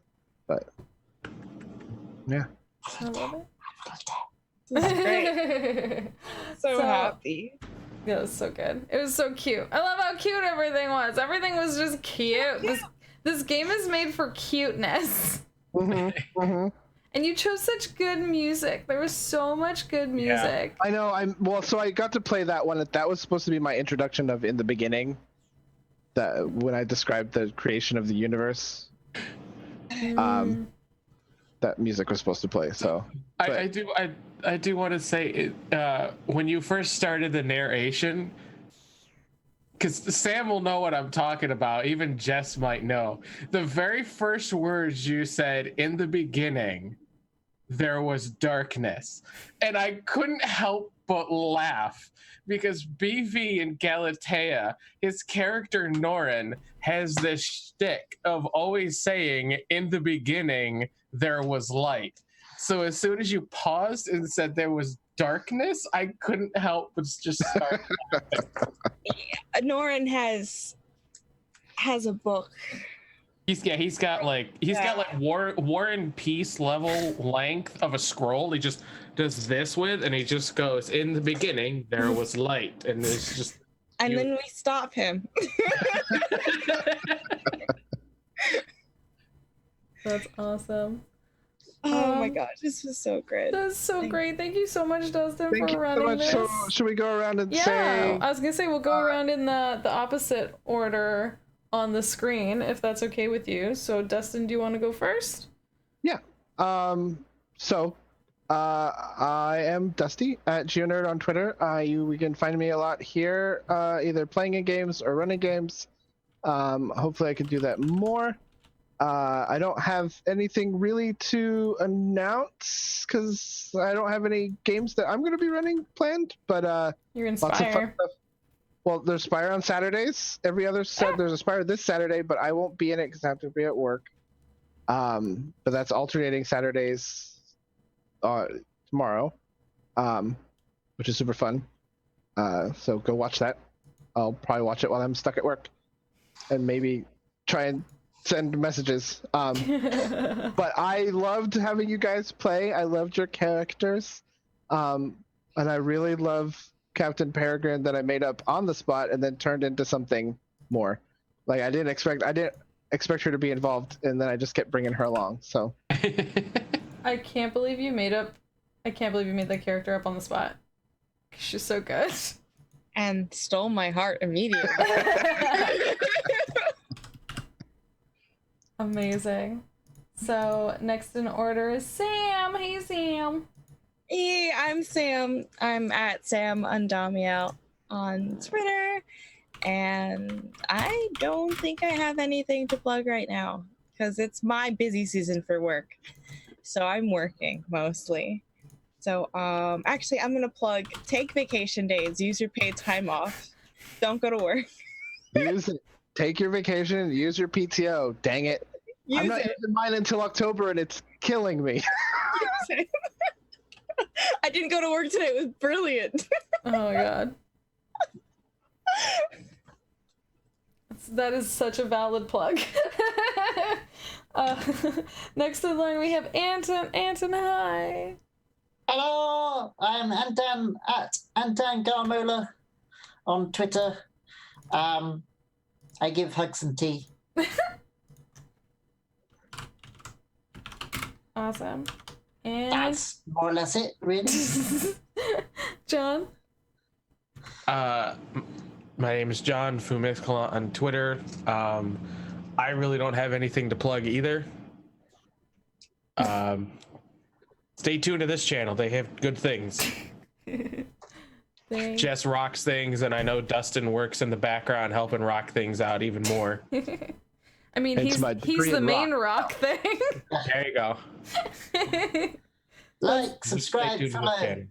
Yep. Hey, Jess. If you have Twitch Prime, you can use. If you have Amazon Prime, you get a free Twitch subscription every month that you can use on any Twitch channel. Wink, wink, nudge, nudge. Thanks. Yeah. I mean, I guess I don't need to say anything anymore because everyone said stuff. So, but yeah, I'm Jess. This is my channel. Make sure you follow if you haven't already. I'm gonna post this later on the YouTube, so if you're hanging out on the YouTubes and checking this later after it happened, also come hang out in Twitch and watch it live and play games and do the things and join our Discord and check out the Patreon. And also I made a game that one time, and also other such stuff and things. But yeah, like Dustin said, tomorrow we have Spire. We often do WoW on Saturdays. We do Borderlands with Slayer on Sundays. Gosh, we have a Good Society mini campaign happening right now. I'm over on Strats channel. I'm over on Scraticus Academy. We have an awesome Genesis campaign that our good friend Nicholas is running. We often do Fiasco. Gosh, we do a little bit of everything. And if there's something else you'd like to do and I haven't done it yet, let me know, because I probably will make it happen. Like, what game haven't we played yet? Let's make it happen. Because yes, all the games here. So thanks so much everyone for hanging out. Later on tonight, actually, there's going to be a multi-Twitch stream with our good friend Little Cup of Joe. We're going to be doing Monster Prom with her and some of her good friends. So come hang out for that. If monster smooches are your jam, or goofy voices done by two of the people playing are professional voice actors, so I'm already intimidated to go play this game. Yeah, so I'm intimidated to go play, but you know, I'll be there too, and also professional voice actors. So, but thanks so much for hanging out. Everyone have a good night. Heart your faces. We'll see you all later. Come and play games with us when you can. We appreciate you being here, and have a good night. Bye. Bye.